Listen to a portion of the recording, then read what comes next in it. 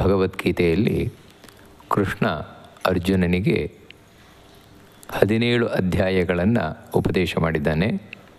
ಈಗ 18ನೇ ಅಧ್ಯಾಯ ಹಾಗೂ ಭಗವದ್ಗೀತೆಯ ಕಡೆಯ ಅಧ್ಯಾಯ ಆದದ್ದರಿಂದಲೇ ಈ ಅಧ್ಯಾಯಕ್ಕೆ ಬಹಳ ಮಹತ್ವ ಇರುವಂಥದ್ದು.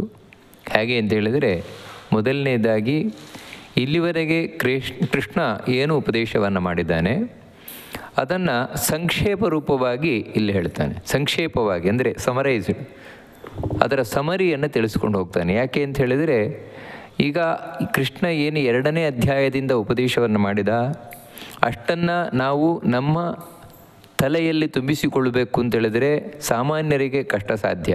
ಅಂಥ ಜ್ಞಾನಿಗಳಿಗೆ, ಬುದ್ಧಿವಂತರಾದರೂ ನೆನಪನ್ನು ಇಟ್ಟುಕೊಂಡಾರು. ಆದರೆ ಜನಸಾಮಾನ್ಯರಿಗೆ ಅದು ಅಷ್ಟು ಸುಲಭ ಸಾಧ್ಯ ಅಲ್ಲ. ಅದಕ್ಕೋಸ್ಕರ ಕೃಷ್ಣ ತಾನೇ ಇಲ್ಲಿವರೆಗೆ ಏನು ಹೇಳಿದ್ದಾನೆ ಅದನ್ನು ಸಂಕ್ಷೇಪವಾಗಿ ಹೇಳ್ತಾನೆ. ಅಷ್ಟು ಮಾತ್ರ ಅಲ್ಲ, ಇಲ್ಲಿವರೆಗೆ ಏನನ್ನು ಹೇಳಿಲ್ಲ ಅದನ್ನು ಕೂಡ ಹೇಳ್ತಾನೆ. ಅಂದರೆ ವಿಶೇಷವಾಗಿ ಕೃಷ್ಣ 17ನೇ ಅಧ್ಯಾಯದಲ್ಲಿ ಸಾತ್ವಿಕ, ರಾಜಸ, ತಾಮಸ ಈ 3 ವಸ್ತುಗಳ ಬಗ್ಗೆ, ಅಂದರೆ ಯಜ್ಞದಲ್ಲಿ 3 ವಿಧ, ದಾನದಲ್ಲಿ 3 ವಿಧ, ತಪಸ್ಸಿನಲ್ಲಿ 3 ವಿಧ, ಆಹಾರದಲ್ಲಿ 3 ವಿಧ, ಈ ರೀತಿ ಸಾತ್ವಿಕ, ರಾಜಸ, ತಾಮಸ ಈ ರೀತಿ 3 ವಿಧವಾಗಿದೆ ಅಂತ ತಿಳಿಸ್ಕೊಂಡು ಹೋದ. ಆದರೆ ಅಲ್ಲಿ ಸ್ವಲ್ಪ ತಿಳಿಸಿದ್ದಾನೆ, ಇನ್ನು ಅದಕ್ಕಿಂತ ಹೆಚ್ಚಿನ ವಿಷಯಗಳನ್ನು ಇಲ್ಲಿ ತಿಳಿಸ್ಕೊಂಡು ಹೋಗ್ತಾನೆ. ಹಾಗೆ ಇಲ್ಲಿವರೆಗೆ ತಿಳಿಸದೇ ಇದ್ದದ್ದನ್ನು ಕೃಷ್ಣ ಈ ಅಧ್ಯಾಯದಲ್ಲಿ ತಿಳಿಸ್ತಾನೆ. ಈಗಾಗಲೇ ತಿಳಿಸಿರುವುದನ್ನು ಸಂಕ್ಷೇಪ ರೂಪದಿಂದ ನಮಗೆ ನೆನಪಿಗೋಸ್ಕರ ತಿಳಿಸ್ಕೊಂಡು ಹೋಗ್ತಾನೆ. ಇಷ್ಟು ಹೇಳಿ ಕಡೆಗೆ ಈ ಭಗವದ್ಗೀತೆಯನ್ನು ತಾನು ಉಪಸಂಹಾರ ಅಂದರೆ ಕೊನೆಗೊಳಿಸ್ತಾನೆ. ಹೀಗೆ ಈ 18ನೇ ಅಧ್ಯಾಯ ಇರುವಂಥದ್ದು. 18ನೇ ಅಧ್ಯಾಯದ ಪ್ರಾರಂಭದಲ್ಲಿ ಅರ್ಜುನ ಕೃಷ್ಣನಿಗೆ ಒಂದು ಪ್ರಶ್ನೆಯನ್ನು ಕೇಳ್ತಾನೆ. ಅರ್ಜುನ ಉವಾಚ ಸನ್ಯಾಸಸ್ಯ ಮಹಾಬಾಹೋ ತತ್ವಮಿಚ್ಛಾಮಿ ವೇದಿತುಂ ತ್ಯಾಗಸ್ಯ ಚ ಹೃಷೀಕೇಶ ಪೃಥಕ್ ಕೇಶಿ ನಿಷೂದನ. ಮೊದಲನೆಯ ಪ್ರಶ್ನೆ ಅರ್ಜುನನದ್ದು. ಈ ಅಧ್ಯಾಯದಲ್ಲಿ ಮಹಾಬಾಹು ಅಂತ ಕೃಷ್ಣನನ್ನು ಕರೀತಾ, ಅಂದರೆ ಮಹಾಬಾಹು ಅಂದರೆ ಈಗಾಗಲೇ ಸುಮಾರು ಸಲ ನಾವು ಈ ಮಾತನ್ನು, ಈ ಸಂಬೋಧನೆಯನ್ನು ಕೇಳಿದ್ದೇವೆ. ಅಂದರೆ ಅರ್ಜುನ ಕೃಷ್ಣನನ್ನು ಕುರಿತಾಗಿ ಹೇಳಿದಿರಬಹುದು, ಅಥವಾ ಕೃಷ್ಣ ಅರ್ಜುನನನ್ನು ಕುರಿತಾಗಿ ಹೇಳಿರಬಹುದು. ಮಹಾಬಾಹು ಅಂತೇಳಿದರೆ ಪೂಜಿಸಲು ಯೋಗ್ಯವಾದ ತೋಳುಳ್ಳವನೇ, ಗಟ್ಟಿಮುಟ್ಟಾದ ತೋಳುಳ್ಳವನೇ. ಯಾಕೆ ಅಂತ ಹೇಳಿದರೆ ಇದು ಕ್ಷತ್ರಿಯರಿಗೆ ಒಂದು ಹೊಗಳಿಕೆ, ಇದು ಮಹಾಬಾಹು ಅಂತ. ಯಾಕಂದರೆ ಯಾವತ್ತು ಕ್ಷತ್ರಿಯನ ತೋಳುಗಳು ಗಟ್ಟಿಮುಟ್ಟಾಗಿರಬೇಕು, ಕಬ್ಬಿಣದ ಸಲಾಕೆ ಅಂತಿರಬೇಕು ಅಂತ. ಯಾಕಂದರೆ ಶತ್ರುಗಳನ್ನು ಸದೆಬಡಿಲಿಕ್ಕೆ, ಸಜ್ಜನರನ್ನು ರಕ್ಷಿಸಲಿಕ್ಕೆ ಇರುವಂಥದ್ದೇ ಆ ತೋಳುಗಳು. ಅದಕ್ಕಾಗಿಯೇ ಕ್ಷತ್ರಿಯರಿಗೆ ಅದೊಂದು ಹೊಗಳಿಕೆಯಾಗಿ ಹೇಳುವುದು. ಹಾಗೆ ಕೃಷ್ಣನೂ ಇವಾಗ ಕ್ಷತ್ರಿಯ, ಅದಕ್ಕಾಗಿ ಅರ್ಜುನ ಮಹಾಬಾಹು ಅಂತ ಕರೆದರೆ. ಇನ್ನೊಂದು ಅರ್ಥದಲ್ಲಿ ಹೇಳುವುದಾಗಿದ್ದರೆ, ಯಾರ ತೋಳುಗಳು ಪೂಜಿಸಲಿಕ್ಕೆ ಯೋಗ್ಯವಾದದ್ದು, ಕೃಷ್ಣನ ತೋಳುಗಳು ಪೂಜಿಸಲಿಕ್ಕೆ ಯೋಗ್ಯವಾದದ್ದು. ಯಾಕಂದರೆ ಯಾವತ್ತು ಭಕ್ತರ ರಕ್ಷಣೆಗೋಸ್ಕರ ಇರುವಂಥದ್ದು. ಅದಕ್ಕಾಗಿ ಮಹಾಬಾಹು ಅಂತ ಅರ್ಜುನ ಕರೀತಾ ಇದ್ದಾನೆ. ಯಾಕಂದರೆ ಸ್ವಾಮಿ ನಿನ್ನ ತೋಳು ನಮ್ಮೆಲ್ಲರ ಭಕ್ತರ ರಕ್ಷಣೆಗೋಸ್ಕರ ಇರುವುದು. ಅಥವಾ ಇನ್ನೊಂದು ಅರ್ಥದಲ್ಲಿ ಹೇಳುವುದಾಗಿದ್ದರೆ, ಮಹಾಬಾಹು ಅಂತ ಹೇಳಿದರೆ ಯಾವ ಬಾಹುವಿನಿಂದ, ಯಾರ ತೋಳಿನಿಂದಾಗಿ ಕ್ಷತ್ರಿಯ ಜಾತಿ ಬಂತು, ಬಾಹುರಾಜನ್ಯಕೃತ ಅಂತ. ಆ ರೀತಿ ನಮ್ಮ ಜಾತಿ ಅಂದರೆ ಅರ್ಜುನನದ್ದು ಕ್ಷತ್ರಿಯ ಜಾತಿ, ನಮ್ಮ ಜಾತಿಗೆ ಮೂಲವೇ ನಿನ್ನ ತೋಳು. ಅದಕ್ಕಾಗಿ ನಿನ್ನ ತೋಳನ್ನು ನಾವು ಕ್ಷತ್ರಿಯರಿಗೆ ಯಾವತ್ತೂ ಪೂಜಿಸ್ತಾ ಇರಬೇಕು. ಅದಕ್ಕಾಗಿ ಮಹಾಬಾಹು. ಹೀಗೆ ಅಂತಹ ಮಹಾಬಾಹುವೇ, ನಾನು ಸನ್ಯಾಸಸ್ಯ ತತ್ವಂ ವೇದಿತುಂ ಇಚ್ಛಾಮಿ. ಈ ಸನ್ಯಾಸ ಅಂತ ನೀನು ಇಲ್ಲಿವರೆಗೆ ಏನು ಹೇಳ್ಕೊಂಡು ಬಂದಿದೆಯಾ, ಈ ಸನ್ಯಾಸದ ತತ್ವ ಅಂತ ಹೇಳಿದರೆ ಯಥಾರ್ಥತೆ, ನಿಜವಾದ ಸ್ವರೂಪ. ಅಂದರೆ ಸನ್ಯಾಸ ಅಂತ ಹೇಳಿದರೆ ಏನು ಅಂದರೆ ನನಗೆ ಕ್ಲಿಯರ್ ಆಗಬೇಕು. ಇವಾಗ ಗೊತ್ತಿದ್ದರೂ ಸ್ವಲ್ಪ ಕನ್ಫ್ಯೂಷನ್ ಇದ್ದಾಗಿದೆ, ಗೊಂದಲದಾಗಿದೆ. ಹಾಗಾಗಬಾರ್ದು ನನಗೆ. ಅಂದರೆ ತತ್ವಂ ಅಂದರೆ ಯಥಾರ್ಥವಾಗಿ, ಯಾವುದೇ ಕನ್ಫ್ಯೂಷನ್ ಇಲ್ಲದೆ ನಾನು ಖಚಿತವಾಗಿ ತಿಳ್ಕೊಳ್ಳುವಂಥದ್ದು. ಆ ರೀತಿ ವೇದಿತಂ ತಿಳಿಯಲು ನಾನು ಇಚ್ಛಿಸ್ತಾ ಇದ್ದೇನೆ ಅಂತ ಹೇಳ್ತಾ ಇದ್ದಾನೆ. ನನಗೆ ಅದರ ಬಗ್ಗೆ, ಯಾಕಂದರೆ ಭಗವದ್ಗೀತೆಯಲ್ಲಿ ಇದು ಬಹಳ ಮುಖ್ಯವಾಗಿ ಕೃಷ್ಣ ಹೇಳಿರುವಂಥದ್ದು ಸನ್ಯಾಸ ಅಂತ. ತ್ಯಾಗಸ್ಯ ಚ, ಅದೇ ರೀತಿ ತ್ಯಾಗದ್ದು ಕೂಡ ತತ್ವಂ ಅಂದರೆ ಯಥಾರ್ಥತೆಯನ್ನು ನಾನು ತಿಳಿಲಿಕ್ಕೆ ಇಚ್ಛಿಸ್ತೇನೆ. ಅಂದರೆ ಅದರ ಬಗ್ಗೆಯೂ ನನ್ನ ಕ್ಲಿಯಾರಿಟಿ ಬೇಕಿದೆ. ತ್ಯಾಗದ ಬಗ್ಗೆಯೂ ಕೂಡ ತ್ಯಾಗ ಅಂತ ಹೇಳಿದರೆ ಏನು, ಸನ್ಯಾಸ ಅಂತ ಹೇಳಿದರೆ ಏನು, ಅಲ್ಲ ಯಾಕೆ ಈ ಪ್ರಶ್ನೆ ಏನು ಮಾಡ್ತಾ ಇದ್ದಾನೆ ಅಂತ ಹೇಳಿದರೆ, ಈ 17 ಅಧ್ಯಾಯಗಳನ್ನು ಕೇಳಿ ಕಡೆಗೆ ತ್ಯಾಗ ಏನು ಸನ್ಯಾಸ ಏನು ಅಂತ ಗೊತ್ತಾಗದೇ ಇದ್ದರೆ, ಇದು ರಾತ್ರಿ ಇಡೀ ರಾಮಾಯಣ ಕೇಳಿ ಬೆಳಗ್ಗೆ ರಾಮನಿಗೂ ಸೀತೆಗೂ ಏನು ಸಂಬಂಧ ಅಂತ ಕೇಳಿದಾಗ ಆಯ್ತಲ್ವಾ ಅಂತ ಸಾಮಾನ್ಯವಾಗಿ ಪ್ರಶ್ನೆ ಬರ್ಬೋದು. ಹಾಗಲ್ಲ, ಅರ್ಜುನ ಏನೂ ಅರ್ಥ ಆಗದೆ ಇಲ್ಲಿ ಕೇಳ್ತಾ ಇರೋದಲ್ಲ, ಮತ್ತೇನು ಅಂತ ಹೇಳಿದರೆ ಚೆನ್ನಾಗಿ ಅರ್ಥ ಆಗಿ ಕೇಳ್ತಾ ಇರೋದು. ಏನು ಅಂತ ಹೇಳಿದರೆ, ವಾಸ್ತವಿಕವಾಗಿ ಮೇಲು ನೋಟಕ್ಕೆ ಸನ್ಯಾಸ ತ್ಯಾಗ ಎರಡೂ ಒಂದೇ ಅರ್ಥವುಳ್ಳದ್ದಾಗಿ ಕಾಣಿಸ್ತದೆ ನಮಗೆ. ಅಂತ ಹೇಳಿದರೆ ಬಿಡುವುದು, ಇದೇ ಅರ್ಥದ ಕಾಣಿಸ್ತದೆ. ಅಂದರೆ ಅರ್ಜುನ ಕೇಳ್ತಾ ಇರೋದೇನೆಂದರೆ, ಇದೇ ಅರ್ಥನ, ಎರಡಕ್ಕೂ ಒಂದೇ ಅರ್ಥವಾ ಅಂತ ಹೇಳಿದರೆ ಬಿಡುವುದು, ಆಸೆಯನ್ನು ಬಿಡುವುದು ಇದೇ ಅರ್ಥವಾ, ಅಥವಾ ಇದಕ್ಕಿಂತ ಬೇರೆ ಅರ್ಥ ಈ 2 ಶಬ್ದಗಳಿಗಿದೆಯಾ? ಅಂದರೆ ಸನ್ಯಾಸ ಅಂತ ಹೇಳಿದರೆ ಬೇರೆ, ತ್ಯಾಗ ಅಂತ ಹೇಳಿದರೆ ಬೇರೆ, ಹೀಗೆ ಸ್ವಲ್ಪ ಡಿಫರೆನ್ಸ್ ವ್ಯತ್ಯಾಸ ಇದೆಯಾ ಅಂತ ಹೇಳಿ ಕೇಳ್ತಾ ಇದ್ದಾನೆ. ಅರ್ಜುನನದ ಪ್ರಶ್ನೆಯ ಸಾರಾಂಶ ಹಾಗೆ. ಅದಕ್ಕೆ ಅವನು ಕೃಷ್ಣನನ್ನು ಕರೀತಾನೆ ಹೃಷಿಕೇಶ, ಹಾಗೆಯೇ ಕೇಶಿ ನಿಷೂದನ ಅಂತ ಕರೀತಾ ಇದ್ದಾನೆ. ಅಂದರೆ ಹೃಷಿಕೇಶ ಅಂತ ಹೇಳಿದರೆ ನಮ್ಮ ಎಲ್ಲ ಇಂದ್ರಿಯಗಳೇನಿದೆ ಆ ಎಲ್ಲ ಇಂದ್ರಿಯಗಳ ಒಡೆಯ ನೀನು. ಹೃಷಿಕ ಅಂದರೆ ಇಂದ್ರಿಯಗಳು. ಈಗಾಗಲೇ ಈ ಸಂಬೋಧನೆಯನ್ನು ಅನೇಕ ಬಾರಿ ಅರ್ಜುನ ಮಾಡಿದ್ದಾನೆ, ಈಗ ಮತ್ತೆ ಮಾಡ್ತಾ ಇದ್ದಾನೆ. ಯಾಕೆ ಅಂತ ಹೇಳಿದರೆ, ನಾವು ಅಧ್ಯಾತ್ಮ ಮಾರ್ಗದಲ್ಲಿ ಸಾಗಬೇಕಾದರೆ ಮುಖ್ಯ ಬೇಕಾಗಿರುವುದೇ ಇಂದ್ರಿಯಗಳ ಮೇಲೆ ನಿಯಂತ್ರಣ, ಮನಸ್ಸಿನ ಮೇಲೆ ನಿಯಂತ್ರಣ. ನಮ್ಮ ಮನಸ್ಸಿನ ಮೇಲೆ, ಇಂದ್ರಿಯಗಳ ಮೇಲೆ ನಾವು ಕಂಟ್ರೋಲ್, ನಿಯಂತ್ರಣವನ್ನು ಸಾಧಿಸದೇ ಇದ್ದರೆ ನಾವು ಏನು ಮಾಡಿದರೂ ವ್ಯರ್ಥವೇ ಅದು. ಅದಕ್ಕೋಸ್ಕರ ಇಂದ್ರಿಯಗಳ ಮೇಲೆ ನಿಯಂತ್ರಣವನ್ನು ಸಾಧಿಸುವವನೇ ನಿಜವಾಗ್ಲೂ ಭಗವದ್ಗೀತೆಯನ್ನು ಓದಲಿಕ್ಕೆ ಅರ್ಹ, ಓದಿದ್ದು ಸಾರ್ಥಕ. ಇಂದ್ರಿಯಗಳ ಮೇಲೆ ನಿಯಂತ್ರಣವನ್ನು ಸಾಧಿಸುವವನು. ಅದಕ್ಕಾಗಿಯೇ ಕೃಷ್ಣನ ಅನುಗ್ರಹ ಭಗವದ್ಗೀತೆ ಅಧ್ಯಯನ ಮಾಡುವಂತಹ ವ್ಯಕ್ತಿಗೆ ಪ್ರತಿಯೊಂದು ಹೆಜ್ಜೆಯಲ್ಲೂ ಬೇಕು. ಅದಕ್ಕಾಗಿ ಹೃಷಿಕೇಶ ಅಂತ ಅಲ್ಲಲ್ಲಿ ಕೃಷ್ಣನನ್ನು ಅರ್ಜುನ ಕರೀತಾ ಇರೋದು. ಯಾಕಂದರೆ ಸ್ವಾಮಿ, ಬರೀ ಭಗವದ್ಗೀತೆ ಕೇಳುವುದರಿಂದ ಏನೂ ಉಪಯೋಗ ಇಲ್ಲ, ಭಗವದ್ಗೀತೆ ಬರೆಯುವುದರಿಂದ ಏನೂ ಉಪಯೋಗ ಇಲ್ಲ, ಭಗವದ್ಗೀತೆಯನ್ನು ನಾನು ಹೇಳುವುದರಿಂದ ಏನೂ ಉಪಯೋಗ ಇಲ್ಲ. ನಿಜವಾದ ಉಪಯೋಗ ಯಾವಾಗ ಬರುತ್ತೆ ಅಂದರೆ, ನನ್ನ ಜೀವನದಲ್ಲಿ ನಾನು ಅಳವಡಿಸಿಕೊಂಡಾಗ. ಜೀವನದಲ್ಲಿ ಅಳವಡಿಸಿಕೊಳ್ಳುವುದು ಅಂತ ಹೇಳಿದ್ರೇ ಇಂದ್ರಿಯಗಳು, ಮನಸ್ಸು ನನ್ನ ನಿಯಂತ್ರಣಕ್ಕೆ ಬಂದು ನಿನ್ನ ಕಡೆಗೆ ನಾನು ಸಾಗೋದು. ಆದರೆ ಆ ಇಂದ್ರಿಯಗಳನ್ನು, ಮನಸ್ಸನ್ನು ಅಳವಡಿಸಿಕೊಳ್ಳುವುದೇ ನಿನ್ನ ಅನುಗ್ರಹದಿಂದಾಗಿ, ಇಲ್ಲಿದ್ರಾಗುವುದಿಲ್ಲ. ಅದಕ್ಕಾಗಿಯೇ ಹೃಷಿಕೇಶ ಅಂತ ಕರೀತಾ ಇರೋದು. ಅಷ್ಟಲ್ಲದೆ ಕೇಶಿ ನಿಷೂದನ ಅಂತ ಕರೀತಾನೆ. ಅಂದರೆ ಕೇಶಿ ಎಂಬಂತಹ ಒಬ್ಬ ದೈತ್ಯ, ನಾವು ಕೃಷ್ಣನ ಕಥೆಯಲ್ಲೇ ಕೇಳ್ತೇವೆ. ಕೃಷ್ಣ ಸಣ್ಣಲ್ಲಿದ್ದಾಗ ವೃಂದಾವನದಲ್ಲಿ ಕೇಶಿಯಿಂದ ಒಬ್ಬ ದೈತ್ಯನನ್ನು ಕಂಸ ಕಳುಹಿಸಿಕೊಟ್ಟ. ಅವನನ್ನು ಕೃಷ್ಣ ತಾನು ಸಂಹಾರ ಮಾಡಿದ. ಅದನ್ನು ನೆನಪು ಮಾಡಿಕೊಳ್ತಾ ಇದ್ದಾನೆ, ಕೇಶಿ ನಿಷೂದನ ಅಂತ. ಅಂದರೆ ಆ ಕೇಶಿಯನ್ನು ನೀನು ಚೆನ್ನಾಗಿ ಕೊಂದವನು ಅಂತ ಹೇಳ್ತಾ ಇದ್ದಾನೆ. ಅಲ್ಲ, ಕೇಶಿಯನ್ನು ಯಾಕೆ ನೆನಪು ಮಾಡಿಕೊಳ್ತಾ ಇದ್ದಾನೆ ಅಂತ ಹೇಳಿದ್ರೆ, ಇವನು ಸಾಮಾನ್ಯನಾದ ದೈತ್ಯ ಅಲ್ಲ, ಮತ್ತು ಕುದುರೆ ರೂಪದಲ್ಲಿ ಬಂದ ದೈತ್ಯ ಇವನು. ಕುದುರೆ ರೂಪದಲ್ಲಿ ಬಂದ ಈ ದೈತ್ಯನನ್ನು ಕೃಷ್ಣ ಕೊಂದದ್ದು ಒಂದು ವಿಶಿಷ್ಟವಾದ ರೀತಿಯಿಂದ. ಇವನ ಗಂಟಲೊಳಗೆ ತನ್ನ ಕೈಯನ್ನು ತೂರಿಸಿಬಿಟ್ನಂತೆ ಕೃಷ್ಣ. ಆ ಗಂಟಲು ಹೋಗಿ ಯಾವಾಗ, ಆ ಕೈ ಹೋಗಿ ಯಾವಾಗ ಗಂಟಲೊಳಗೆ ಸಿಕ್ಕಾಕಿಕೊಳ್ತು, ಅವನಿಗೆ ಉಸಿರಾಡಲಿಕ್ಕಾಗಲಿಲ್ಲ. ವಿಲ ಒದ್ದಾಡಿ ಕೇಶಿ ಸತ್ತೋದ. ಅದರಿಂದಾಗಿಯೂ ಮಹಾಬಾಹೋ, ಸ್ವಾಮಿ ನಿನ್ನ ತೋಳು ಎಂಥದ್ದು ಅಂತೇಳಿದರೆ ಕೇಶಿಯನ್ನು ಕೊಂದ ತೋಳು ನಿಂದು. ಅದನ್ನು ಇಲ್ಲಕ್ಕೆ ನೆನಪು ಮಾಡ್ಕೊಳ್ತಾ ಇದ್ದಾನೆ ಅಂತ ಹೇಳಿದರೆ, ವಾಸ್ತವಿಕವಾಗಿ ನಮ್ಮ ಇಂದ್ರಿಯಗಳಿಗೂ ಕುದುರೆಗೂ ಒಂದು ಸಂಬಂಧ ಇದೆ. ಇಂದ್ರಿಯಾಣಿ ಹಯಾನ್ಯಾಹುಹು ಅಂತ ಉಪನಿಷತ್ತು ಹೇಳುವಂತೆ, ಈ ನಮ್ಮ ಇಂದ್ರಿಯಗಳೇನಿದೆ, ಕಣ್ಣು, ಕಿವಿ, ಮೂಗು, ಬಾಯಿ, ಪ್ರತಿಯೊಂದು ಇಂದ್ರಿಯಗಳು ಒಂದೊಂದು ಕುದುರೆ ಇದ್ದ ಹಾಗೆ.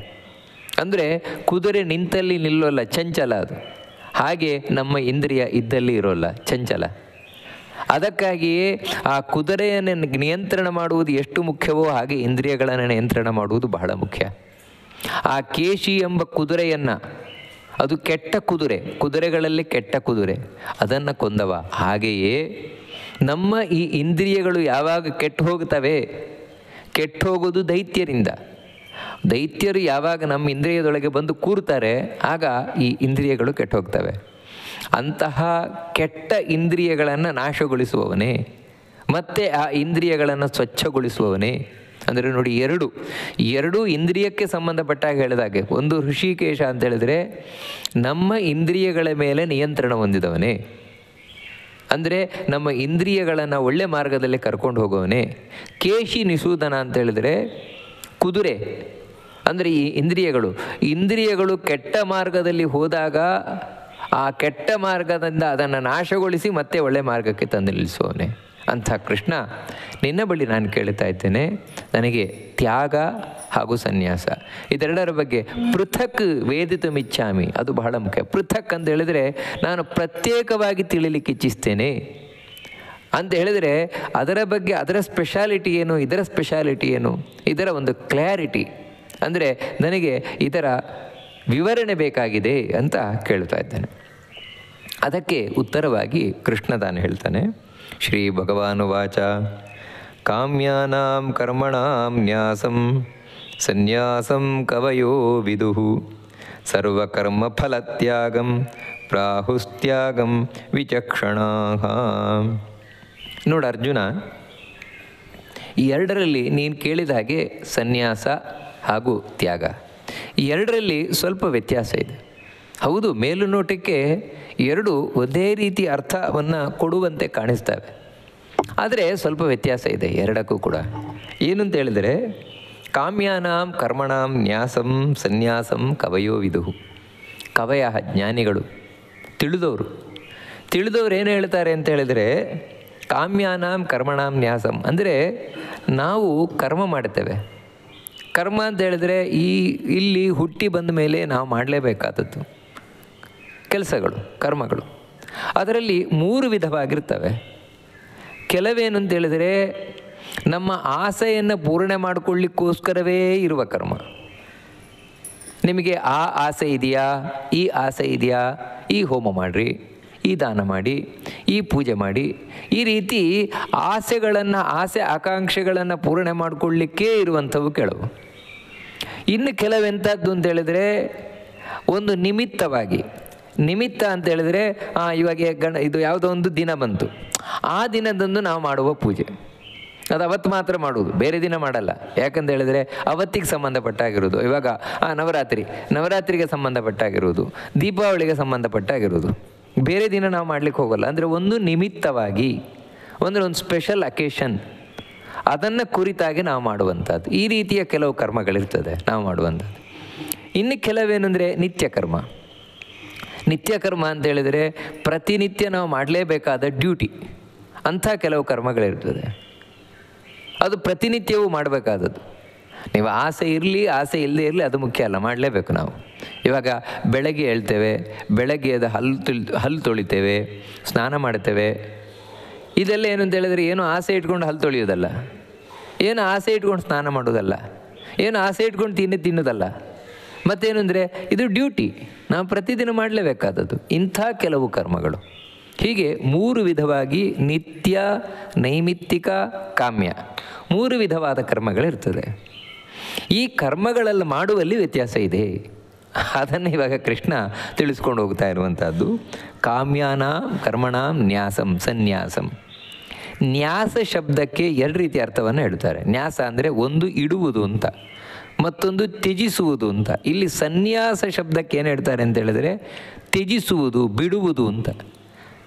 ಆ ಅರ್ಥದಲ್ಲಿ ಸನ್ಯಾಸ ಅಂತ ಕೃಷ್ಣ ಹೇಳ್ತಾ ಇರುವಂಥದ್ದು. ಏನೇನು ಬಿಡುವುದು ಅಂದರೆ ಕಾಮ್ಯಾನಾಂ ಕರ್ಮಣಾಂ ನ್ಯಾಸಂ ಅಂತ ಹೇಳಿದರೆ, ಈ ಯಾವುದು ಆಸೆಗಾಗಿಯೇ ಇರುವ ಕರ್ಮ ಇದೆ, ಈ ಆಸೆಗಾಗಿಯೇ ಇರುವ ಕರ್ಮಗಳನ್ನು ಬಿಟ್ಟುಬಿಡುವಂಥದ್ದು, ಅಂದರೆ ಅದನ್ನು ಮಾಡದೇ ಇರುವಂಥದ್ದು, ಅದು ಸನ್ಯಾಸ ಅಂತ ಕರೀತಾರೆ. ಅಂದರೆ ಇವಾಗ ಉದಾಹರಣೆಗೆ ಇದನ್ನು ಮಾಡಿರಿ ನಿಮಗೆ ಇಂಥ ಫಲ ಸಿಗುತ್ತೆ ಅಂದರೆ ಫಲಕ್ಕಾಗೇ ಇರೋದು, ಮತ್ತೇನಿಲ್ಲ ಅಲ್ಲಿ. ಅದನ್ನು ಮಾಡದೇ ಇರುವುದು, ಆಸೆಗಾಗಿಯೇ ಇರುವ ಕರ್ಮಗಳನ್ನು ಮಾಡದೇ ಇರುವಂಥದ್ದು, ಅದು ಬಿಟ್ಟು ಮತ್ತೆ ಏನಿಲ್ಲ ಅಲ್ಲಿ ಇಂಥದ್ದನ್ನು. ಇವಾಗ ಉದಾಹರಣೆಗೆ ಪುತ್ರಕಾಮೇಷ್ಟಿಯಾಗ ನಿಮ್ಮ ಮಕ್ಕಳಾಗಲಿಲ್ವಾ, ಪುತ್ರಕಾಮೇಷ್ಟಿಯಾಗ ಮಾಡಿ. ಇಲ್ಲ, ನಾನು ಯಾಗ ಮಾಡಲಿಕ್ಕೆ ಹೋಗೋಲ್ಲ, ಮಕ್ಕಳಾಗದಿದ್ದರೂ ತೊಂದರೆ ಇಲ್ಲ. ಆ ರೀತಿ ಕೂತ್ಕೊಳ್ಳೋದು. ಯಾಕಂದರೆ ದೇವರು ಕೊಟ್ಟರೆ ನನ್ನ ಮಕ್ಕಳಾಗತ್ತೆ, ಇಲ್ಲದಿದ್ರೆ ಆಗೋಲ್ಲ, ಆ ರೀತಿ ತಿಳ್ಕೊಳ್ಳುವಂಥದ್ದು. ಇದು ಕಾಮ್ಯ ಕರ್ಮಗಳನ್ನು ಮಾಡದೇ ಇರುವಂಥದ್ದು. ಇವಾಗ ಸಂಕಷ್ಟ ಸಂಕಷ್ಟ ಚತುರ್ಥಿ ಅಂತ ಅದರ ಹೆಸರೇ ಹೇಳುವಾಗೆ ನಮ್ಮ ಕಷ್ಟ ಎಲ್ಲ ಪರಿಹಾರ ಮಾಡ್ತದೆ. ಅಯ್ಯೋ ನನ್ನ ಕಷ್ಟ ಪರಿಹಾರ ಮಾಡ್ತದಪ್ಪ, ನನಗೆ ಬೇಕಾಗಿತ್ತಂದು ಕೊಡ್ತದಪ್ಪ, ಈ ರೀತಿ ಆಸೆ ಇಟ್ಕೊಂಡೆ ನಾವು ಆ ಕರ್ಮ ಮಾಡೋದು. ಆದರೆ ಇಲ್ಲ, ನಾನು ಆಸೆ ಇರುವ ಯಾವ ಕರ್ಮವನ್ನು ಮಾಡಲಿಕ್ಕೆ ಹೋಗೋಲ್ಲ, ಅದು ಸಿಗತ್ತೆ ಇದು ಸಿಗತ್ತೆ ಮಾಡಲಿಕ್ಕೆ ಹೋಗೋಲ್ಲ. ಈ ರೀತಿ ಬಿಡುವಂಥದ್ದೇನಿದೆ ಇದು ಸನ್ಯಾಸ. ಅಥವಾ ಇನ್ನೊಂದು ಅರ್ಥದಲ್ಲಿ ಏನು ಅಂತ ಹೇಳಿದರೆ, ಇವಾಗ ಒಂದು ಆ ಕರ್ಮ ಮಾಡ್ತಾನೆ, ಯಾಕಂದರೆ ಕೆಲವೊಂದು ಮಾಡಬೇಕಾಗಿದೆ ಮಾಡ್ತಾನೆ, ಅದು ಆಸೆ ಇಟ್ಕೊಂಡೇ ಮಾಡಬೇಕಾದದ್ದು ಮಾಡ್ತಾನೆ. ಆದರೆ ಅದರಲ್ಲಿ ಇವನು ಮಾತ್ರ ಆಸೆ ಇಟ್ಕೊಳ್ಳಲ್ಲ. ಆಸೆ ಇಟ್ಟುಕೊಂಡು ಮಾಡಬೇಕಾದ ಕರ್ಮವನ್ನು ಮಾಡಿದರೂ ಕೂಡ ಅದರಲ್ಲಿ ಆಸೆಯನ್ನು ಇಟ್ಕೊಳ್ಳದೇ ಇರುವಂಥದ್ದು ಅಂಥ ಕರ್ಮಗಳು. ಇವಾಗ ಉದಾಹರಣೆಗೆ ಗಣಪತಿ ಹಬ್ಬ. ಗಣಪತಿ ಹಬ್ಬದ ದಿನ ಗಣಪತಿ ಪೂಜೆ ಮಾಡ್ತಾನೆ, ಗಣಪತಿ ಇಡ್ತಾನೆ, ಗಣಪತಿ ಪೂಜೆ ಮಾಡ್ತಾನೆ, ಗಣಯಾಗ ಮಾಡಿಸ್ತಾನೆ, ಅಂದರೆ ಗಣಹೋಮ, ಗಣಪತಿ ಹೋಮ ಎಲ್ಲ ಮಾಡಿಸ್ತಾನೆ. ವಾಸ್ತವಿಕವಾಗಿ ಇವೆಲ್ಲ ಯಾಕೋಸ್ಕರ ಹೇಳಿರುವುದು ಅಂತ ಹೇಳಿದರೆ ಆಸೆ ಇಟ್ಕೊಂಡು, ಇವಾಗ ಗಣಪತಿಯಿಂದ ನಮ್ಮ ಕೂಡಲೇ ನಮಗೆ ಬೇಕಾಗಿದ್ದು ಸಿಗಲಿ ಹಾಗೆ ಹೇಗೆ ಅಂತ ಪೂಜೆ ಮಾಡೋದು. ಆದರೆ ಆ ಗಣಪತಿ ಚೌತಿ ದಿನ ಗಣಪತಿ ಪೂಜೆ ಮಾಡಲೇಬೇಕಾದದ್ದು. ಆದರೆ ಇವನೇನು ಮಾಡ್ತಾನೆ ಅಂತ ಹೇಳಿದರೆ, ಸನ್ಯಾಸ ಅಂತ ಯಾರಿದೆ ಅವನು ಗಣಪತಿ ಪೂಜೆ ಮಾಡಿದರೆ ಯಾವುದೇ ಆಸೆ ಇಟ್ಕೊಳ್ಳಲ್ಲ. ಗಣಪತಿ ಪೂಜೆ ಮಾಡ್ತಾನೆ, ಯಾಕಂದರೆ ಇವತ್ತಿನ ದಿನ ನಾನು ಮಾಡಬೇಕಾದದ್ದು, ಇವತ್ತು ನಿಮಿತ್ತ, ಇವತ್ತಿನ ದಿನ ನಾನು ಮಾಡಬೇಕಾದದ್ದು ಮಾಡ್ತಾನೆ. ಆದರೆ ಯಾವುದೇ ಆಸೆ ಇಟ್ಕೊಳ್ಳಲ್ಲ.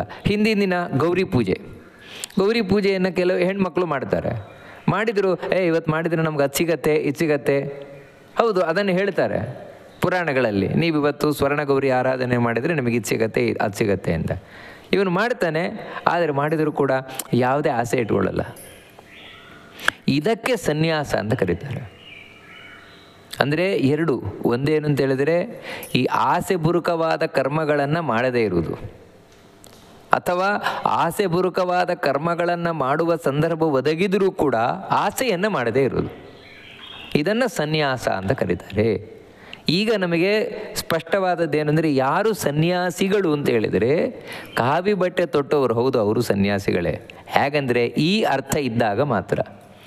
ಯಾವಾಗ ಅವರು ಆಸೆಯನ್ನು ಕುರಿತು ಮಾಡುವ ಕರ್ಮಗಳನ್ನು ಮಾಡುವುದಿಲ್ಲ, ಆಸೆ ಪೂರ್ವಕವಾದ ಕರ್ಮಗಳನ್ನು ಮಾಡುವುದಿಲ್ಲ, ಆಸೆಯನ್ನು ಇಟ್ಕೊಳ್ಳುವುದಿಲ್ಲ, ಆವಾಗ ಅವರು ಸನ್ಯಾಸಿಗಳಾಗ್ತಾರೆ. ಈ ಸನ್ಯಾಸ ಅನ್ನೋದು ಕಾವಿ ಬಟ್ಟೆ ತೊಟ್ಟವರು ಆಗ್ಬೋದು, ಕಾವಿ ಬಟ್ಟೆ ತೊಡದ ವ್ಯಕ್ತಿಯೂ ಆಗ್ಬೋದು. ಅಂತ ಹೇಳಿದರೆ ಇದು ಒಬ್ಬ ಬ್ರಾಹ್ಮಣನೇ ಆಗಬೇಕು ಅಂತಿಲ್ಲ, ಒಬ್ಬರು ಸ್ತ್ರೀಯೂ ಆಗ್ಬೋದು, ಶೂದ್ರನೂ ಆಗ್ಬೋದು, ಯಾರು ಬೇಕಾದರೂ ಆಗ್ಬೋದು. ಯಾವಾಗ ಅಂತ ಹೇಳಿದರೆ ಅವನು ಯಾವಾಗ ಆಸೆಯನ್ನು ಬಿಟ್ಟು ಕರ್ಮ ಮಾಡ್ತಾನೆ. ಅಂದರೆ ಆಸೆಯನ್ನು ಬಿಟ್ಟು ಕರ್ಮ ಮಾಡೋದು ಅಂತ ಹೇಳಿದರೆ ಯಾಕೋಸ್ಕರ? ಯಾಕಂದರೆ ನಾವು ಕರ್ಮ ಅಂತ ತೊಲಗೋದೇ ಆಸೆ ಇಟ್ಕೊಂಡು. ಏನಾದರೂ ನಾವು ಮಾಡ್ತೇವೆ ಅಂದರೆ ಅದರಿಂದ ಒಂದು ಆಸೆ ಇದ್ದೇ ಇರ್ತದೆ. ಏನೂ ಇಲ್ಲೇ ಆಸೆ ಮಾಡೋದು ಹೇಗೆ? ಹೌದಾ? ನಿಮಗೇನಾದರೂ ಆಸೆ ಇದೆ ಅಂತ ಹೇಳಿದರೆ ದೇವರ ಆಸೆ ಇಟ್ಕೊಳ್ಳಿ ಅಷ್ಟೇ. ಇಲ್ಲಿ ಹೇಳೋದು ಅದನ್ನೇ, ದೇವ್ರಿಗೆ ಖುಷಿಯಾಗಲಿ ಅನ್ನುವ ಒಂದು ಉದ್ದೇಶದಿಂದ ಮಾಡುವಂಥದ್ದು ಇದು ಸನ್ಯಾಸ. ಇನ್ನು ತ್ಯಾಗ ಅಂತ ಹೇಳಿದ್ರೇನು? ತ್ಯಾಗ ಅಂತ ಹೇಳಿದರೆ ಸರ್ವಕರ್ಮ ಫಲತ್ಯಾಗಂ ಪ್ರಾಹುಸ್ತ್ಯಾಗಂ ವಿಚಕ್ಷಣಾ. ನೋಡು ಅರ್ಜುನ, ವಿಚಕ್ಷಣ ಅಂತ ಹೇಳಿದರೆ ಇವರು ಕೂಡ ಜ್ಞಾನಿಗಳೇ. ಅಂದರೆ ಕೆಲವು ಜ್ಞಾನಿಗಳೇನು ಅಭಿಪ್ರಾಯ ಪಡ್ತಾರೆ ಅಂತ ಹೇಳಿದ್ರೆ, ಸನ್ಯಾಸ ಅಂತ ಹೇಳಿದ್ರೆ ಹಿಂದೆ ಹೇಳಿದಾಗೆ ಆಸೆಯನ್ನು ಬಿಡುವುದು, ಇದನ್ನು ಹೇಳ್ತಾರೆ. ಇನ್ನೂ ಕೆಲವರು ಜ್ಞಾನಿಗಳು ಅವರು ತ್ಯಾಗದ ಬಗ್ಗೆ ವಿವರಣೆ ಕೊಡ್ತಾರೆ. ಅವರೇನು ಹೇಳ್ತಾರೆ ಅಂತ ಹೇಳಿದ್ರೆ, ಸರ್ವಕರ್ಮ ಫಲತ್ಯಾಗಂ ಪ್ರಾಹು ತ್ಯಾಗಂ ವಿಚಕ್ಷಣ. ಯಾವುದೇ ಕರ್ಮವನ್ನು ನಾವು ಮಾಡಿದರೂ ಕೂಡ ಆ ಕರ್ಮದಲ್ಲಿ ಫಲತ್ಯಾಗವನ್ನು ಮಾಡುವುದು. ಫಲತ್ಯಾಗವನ್ನು ಮಾಡೋದು ಅಂದರೆ ಫಲದ ಆಸೆಯೇ ಇಲ್ಲ. ಏನು ಮಾಡಿದ್ರು ಇದರಿಂದ ಏನು ಸಿಗತ್ತೆ? ಈ ಕರ್ಮ ಮಾಡಿದರೆ ಏನು ಸಿಗತ್ತೆ? ಈ ಪೂಜೆ ಮಾಡಿದರೆ ಏನು ಸಿಗತ್ತೆ? ಈ ಹೋಮ ಮಾಡಿದರೆ ಏನು ಸಿಗತ್ತೆ? ಈ ದಾನ ಮಾಡಿದರೆ ಏನು ಸಿಗತ್ತೆ? ಅಂದರೆ ಅವನಿಗೆ ಯಾವುದೇ ಒಂದು ಕರ್ಮ ಮಾಡುವುದರಲ್ಲೂ ಮೊದಲೇನಿರುವುದು ಅಂತ ಹೇಳಿದರೆ ಲಾಭದ ಆಕಾಂಕ್ಷೆ, ವ್ಯಾಪಾರಿ ಬುದ್ಧಿ. ಇದನ್ನು ಮಾಡಿದರೆ ಏನು ಸಿಗತ್ತೆ, ಅದನ್ನು ಮಾಡಿದರೆ ಅದಿಲ್ವೇ ಇಲ್ಲ. ಅಂದರೆ ಇದು ಎಲ್ಲ ಕರ್ಮಕ್ಕೆ ಸಂಬಂಧಪಟ್ಟಾಗಿರುವಂಥದ್ದು. ನಾವು ಏನೇ ಮಾಡಿದರೂ ಕೂಡ ಅದರಲ್ಲಿ ಫಲತ್ಯಾಗವನ್ನು ಮಾಡುವುದು. ಅಂದರೆ ಫಲದ ಬಗ್ಗೆ ತಲೆ ಕೆಡಿಸ್ಕೊಳ್ಳೋದೇ ಇರುವುದು. ಏನು ಸಿಗತ್ತೋ ಅದು ಸಿಗತ್ತೆ. ಭಗವದ್ಗೀತೆಯಲ್ಲಿ ಕೃಷ್ಣ ಹೇಳಿದ್ದಾನೆ, ಕರ್ಮಣ್ಯೇವ ಅಧಿಕಾರಸ್ಥೆ ಮಾ ಫಲೇಶು ಕದಾಚನ. ನೋಡಯ್ಯ, ಕರ್ಮ ಮಾಡುವುದಷ್ಟೇ ನಿನ್ನ ಕೈಯಲ್ಲಿರುವುದು. ಅದರಿಂದ ನನಗೆ ಇದೇ ಫಲ ಬರಬೇಕು, ಅದೇ ಫಲ ಬರಬೇಕು, ಡಿಮಾಂಡ್ ಮಾಡಲಿಕ್ಕಿಲ್ಲ. ನಾನು ಕೊಡ್ತೇನೆ, ನೀನು ಏನು ಮಾಡ್ತೀಯ ಅದಕ್ಕೆ ನಾನು ಕೊಡ್ತೇನೆ, ಆದರೆ ಅದೇ ಸಿಗಬೇಕು ಇದೇ ಸಿಗಬೇಕು ಅಂತ ಡಿಮಾಂಡ್ ಮಾಡಲಿಕ್ಕೆ ಹೋಗಬೇಡ. ಇದನ್ನು ಕೃಷ್ಣ ಸ್ಪಷ್ಟ ಹೇಳಿದ್ದಾನೆ. ಈ ಮಾತನ್ನು ಮನಸ್ಸಿನಲ್ಲಿ ಗಟ್ಟಿಯಾಗಿಟ್ಟುಕೊಂಡು ಯಾವುದೇ ಒಂದು ಕರ್ಮ ಮಾಡಿದರೂ ಕೂಡ ಅದು ದೇವ್ರಿಗೆ ಖುಷಿ ಆಗಲಪ್ಪ ಸಾಕು. ನೋಡಿ, ಅದು ಬಿಟ್ಟು ಇನ್ನೇನೂ ಇಲ್ಲ, ಇನ್ಯಾವುದೇ ಆಸೆ ಆಕಾಂಕ್ಷೆಗಳೇ ಇಲ್ಲ. ಸರ್ವ ಕರ್ಮ ಫಲ ತ್ಯಾಗಂ ಅಂದರೆ ಫಲವನ್ನು ಸಂಪೂರ್ಣ ತ್ಯಾಗ ಮಾಡಿಬಿಡ್ಬೋದು. ನಮಗೇನು ಅಂದರೆ ದುಡ್ಡು ಬೇಕು, ದುಡ್ಡು ಕಾಸು ಆಸ್ತಿ ಪಾಸ್ತಿ ಅದು ಇದು ಅದಲ್ಲ. ನಮಗೇನು ಅಂದರೆ ಮತ್ತು ಇನ್ನೊಂದು ನಮಗೆ ಫಲ ಇರ್ತದೆ. ಏನು ಅಂತ ಹೇಳಿದರೆ 4 ಜನ ಹೊಗಳ್ಬೇಕು, ನಾವೇನೋ ಮಾಡಿದ್ದೇವೆ ಅದಕ್ಕೆ 4 ಜನ ಹೊಗಳ್ಬೇಕು, ಅವರು ಒಂಚೂರು ಪ್ರಶಂಸೆ ಮಾಡಬೇಕು, ಇವ್ರಿಗೆ ಇಷ್ಟಪಡಬೇಕು, ಈ ರೀತಿ ಏನೋ ಒಳಗಿನಿಂದಿರ್ತದೆ ಮನಸ್ಸಿನಲ್ಲಿ. ಇದು ಯಾವುದನ್ನು ಇಟ್ಕೊಳ್ಳದೆ ಇರೋದು. ಮತ್ತೇನಂದರೆ ಕೇವಲ ದೇವರನ್ನೆಲ್ಲ ಮಾತ್ರ ನಾವು ಮನಸ್ಸನ್ನು ಇಟ್ಕೊಳ್ಳೋದು. ಕರ್ಮಫಲ ತ್ಯಾಗ ಅಂತ ಹೇಳಿದರೆ ಎಲ್ಲ ರೀತಿಯ ಫಲವನ್ನು, ಅಂದರೆ ಈ ಲೌಕಿಕ ಜಗತ್ತಿಗೆ ಸಂಬಂಧಪಟ್ಟಾಗಿ ಯಾವುದೇ ಫಲದ ಆಕಾಂಕ್ಷೆಯನ್ನು ಇಟ್ಕೊಳ್ಳದೇ ಇರೋದು. ಮತ್ತೇನೆಂದರೆ ದೇವ್ರಿಗೆ ಖುಷಿ ಆದರೆ ಸಾಕಷ್ಟೇ, ಅಷ್ಟೇ ಇಟ್ಕೊಂಡಿರುವಂಥದ್ದು. ಅಲ್ರಿ, ದೇವ್ರಿಗೆ ಖುಷಿ ಆದರೆ ನಮಗೇನು ಲಾಭ ಅಂದರೆ ಕಡೆಗೊಂದು ಪ್ರಶ್ನೆ ಬಂದೇ ಬರ್ತದಲ್ಲಿ. ಅಂದರೆ ಮನುಷ್ಯನ ಬುದ್ಧಿ ಎಷ್ಟಂದರೂ ರಜೋಗುಣ ಅದನ್ನು ಕೃಷ್ಣ ಭಾಗವತದಲ್ಲಿ ಸ್ಪಷ್ಟ ಹೇಳಿಬಿಡ್ತಾರೆ. ರಜೋಧಿಕಾಹ ಅಂತ. ರಜೋಗುಣ ಹೆಚ್ಚಾಗಿರುವುದರಿಂದಾಗಿ ಕಡೆಗೆ ಆಸೆ ಬಂದು ಕೂತೆ ಕೊಡ್ತದೆ. ಹೌದು, ದೇವ್ರ ಪ್ರೀತಿಗೆ ದೇವರು ಖುಷಿಯಾಗಲಿ, ದೇವ್ರಿಗೆ ಖುಷಿ ಆದರೆ ನಮಗೇನು ಸಿಗತ್ತೆ? ನಮ್ಗೆ ಪ್ರಶ್ನೆ ಬಂದೇ ಬರ್ತದೆ. ವಾಸ್ತವಿಕವಾಗಿ ನಮಗೇನು ಸಿಗತ್ತೆ ಅಂತ ದೇವ್ರಿಗೆ ಖುಷಿಯಾಗಲಿ ಅಂತ ಹೇಳೋದಲ್ಲ. ಮತ್ತೇನು ಅಂತ ಹೇಳಿದರೆ ನಮಗೆ ಈಗಾಗಲೇ ಸಿಕ್ಕಿದೆ ಅಂತ ದೇವರಿಗೆ ಖುಷಿಯಾಗಲಿ ಅಂತ ಹೇಳೋದು. ಅಂದರೆ ನಾವು ಈ ಬದುಕಿನಲ್ಲಿ ಇಲ್ಲಿಯ ತನಕ ಏನೇನು ಪಡೆದಿದ್ದೇವೆ ಎಲ್ಲವೂ ಕೂಡ ದೇವರಿಂದಲೇ ಹೊರತು ನನ್ನ ಸ್ವಂತಿಕೆಯಿಂದಲ್ಲ. ಪ್ರತಿಯೊಂದು ಉಸಿರಾಟದಿಂದ ಹಿಡಿದು ಈ ದೇಹದಿಂದ ಹಿಡಿದು ಈ ಬದುಕೇ ಅವನಿಂದ ಕೊಡಲ್ಪಟ್ಟದ್ದು. ಅಂಥ ದೇವರಿಗೆ ಖುಷಿಯಾಗಲಿ ಅಂತ ಯಾಕೆ ಹೇಳೋದು ಅಂತ ಹೇಳಿದ್ರೆ, ನನ್ನ ಖುಷಿಗಾಗಿ ನನಗೆ ಇಷ್ಟು ಕೊಟ್ಟಿದ್ದಾನಲ್ವ, ಅದಕ್ಕೋಸ್ಕರ ದೇವರಿಗೆ ಖುಷಿಯಾಗಲಿ ಅಂತ ಹೇಳೋದು. ಅಷ್ಟು ಮಾತ್ರ ಅಲ್ಲ, ಆ ದೇವರು ತುಂಬ ಒಳ್ಳೆಯವನು. ಅವನಿಗೆ ಖುಷಿ ಆಯಿತು ಅಂತ ಹೇಳಿದರೆ ಖಂಡಿತವಾಗಿಯೂ ಕೂಡ ಸುಮ್ಮನೆ ಕೂತ್ಕೊಳ್ಳಲ್ಲ ಅವನು. ಯಾಕಂದರೆ ಯಾವುದನ್ನು ದೇವರು ತಾನಾಗಿ ಇಟ್ಕೊಳ್ಳಲ್ಲ. ಮತ್ತು ನಾವು ಏನು ಕೊಡ್ತೇವೆ ಅದನ್ನು ಅನಂತ ಮಡಿ ಹೆಚ್ಚು ಮಾಡಿ ನಮಗೆ ಕೊಡ್ತಾನೆ. ಅಂದರೆ ಅನಂತ ಪಟ್ಟು ಹೆಚ್ಚು ಮಾಡಿ ವಾಪಸ್ ನಮಗೆ ಕೊಟ್ಟೇ ಕೊಡ್ತಾನೆ ದೇವರು. ಆದರೆ ಅದು ಏನು ಕೊಡ್ತಾನೆ ಅದು ಅವನಿಗೆ ಬಿಟ್ಟದ್ದು, ಯಾವಾಗ ಕೊಡ್ತಾನೆ ಅವನಿಗೆ ಬಿಟ್ಟದ್ದು, ಹೇಗೆ ಕೊಡ್ತಾನೆ ಅವನಿಗೆ ಬಿಟ್ಟದ್ದು, ಎಷ್ಟು ಕೊಡ್ತಾನೆ ಅವನಿಗೆ ಬಿಟ್ಟದ್ದು, ದೇವರಿಗೆ ಬಿಟ್ಟದ್ದು. ಆದರೆ ಅವನು ನಾವು ಏನೇ ಮಾಡಿದರೂ ಕೂಡ ಅದನ್ನು ವಾಪಸ್ ಮರಳಿ ನಮಗೆ ಕೊಟ್ಟೇ ಕೊಡ್ತಾನೆ ದೇವರು, ಅದು ಹೆಚ್ಚು ಮಾಡಿ ಕೊಡ್ತಾನೆ. ನೋಡಿ, ಈ ನಂಬಿಕೆಯಿಂದಾಗಿ ನಾವು ದೇವರಲ್ಲಿ ಆರಾಧನೆಯನ್ನು ಮಾಡುವುದು, ಎಲ್ಲ ಕರ್ಮವನ್ನು ಮಾಡುವುದು, ಯಾವುದೇ ಫಲದ ಆಕಾಂಕ್ಷೆ ಇಟ್ಕೊಳ್ಳದೆ ಫಲವನ್ನು ಸಂಪೂರ್ಣ ಬಿಟ್ಬಿಡೋದು.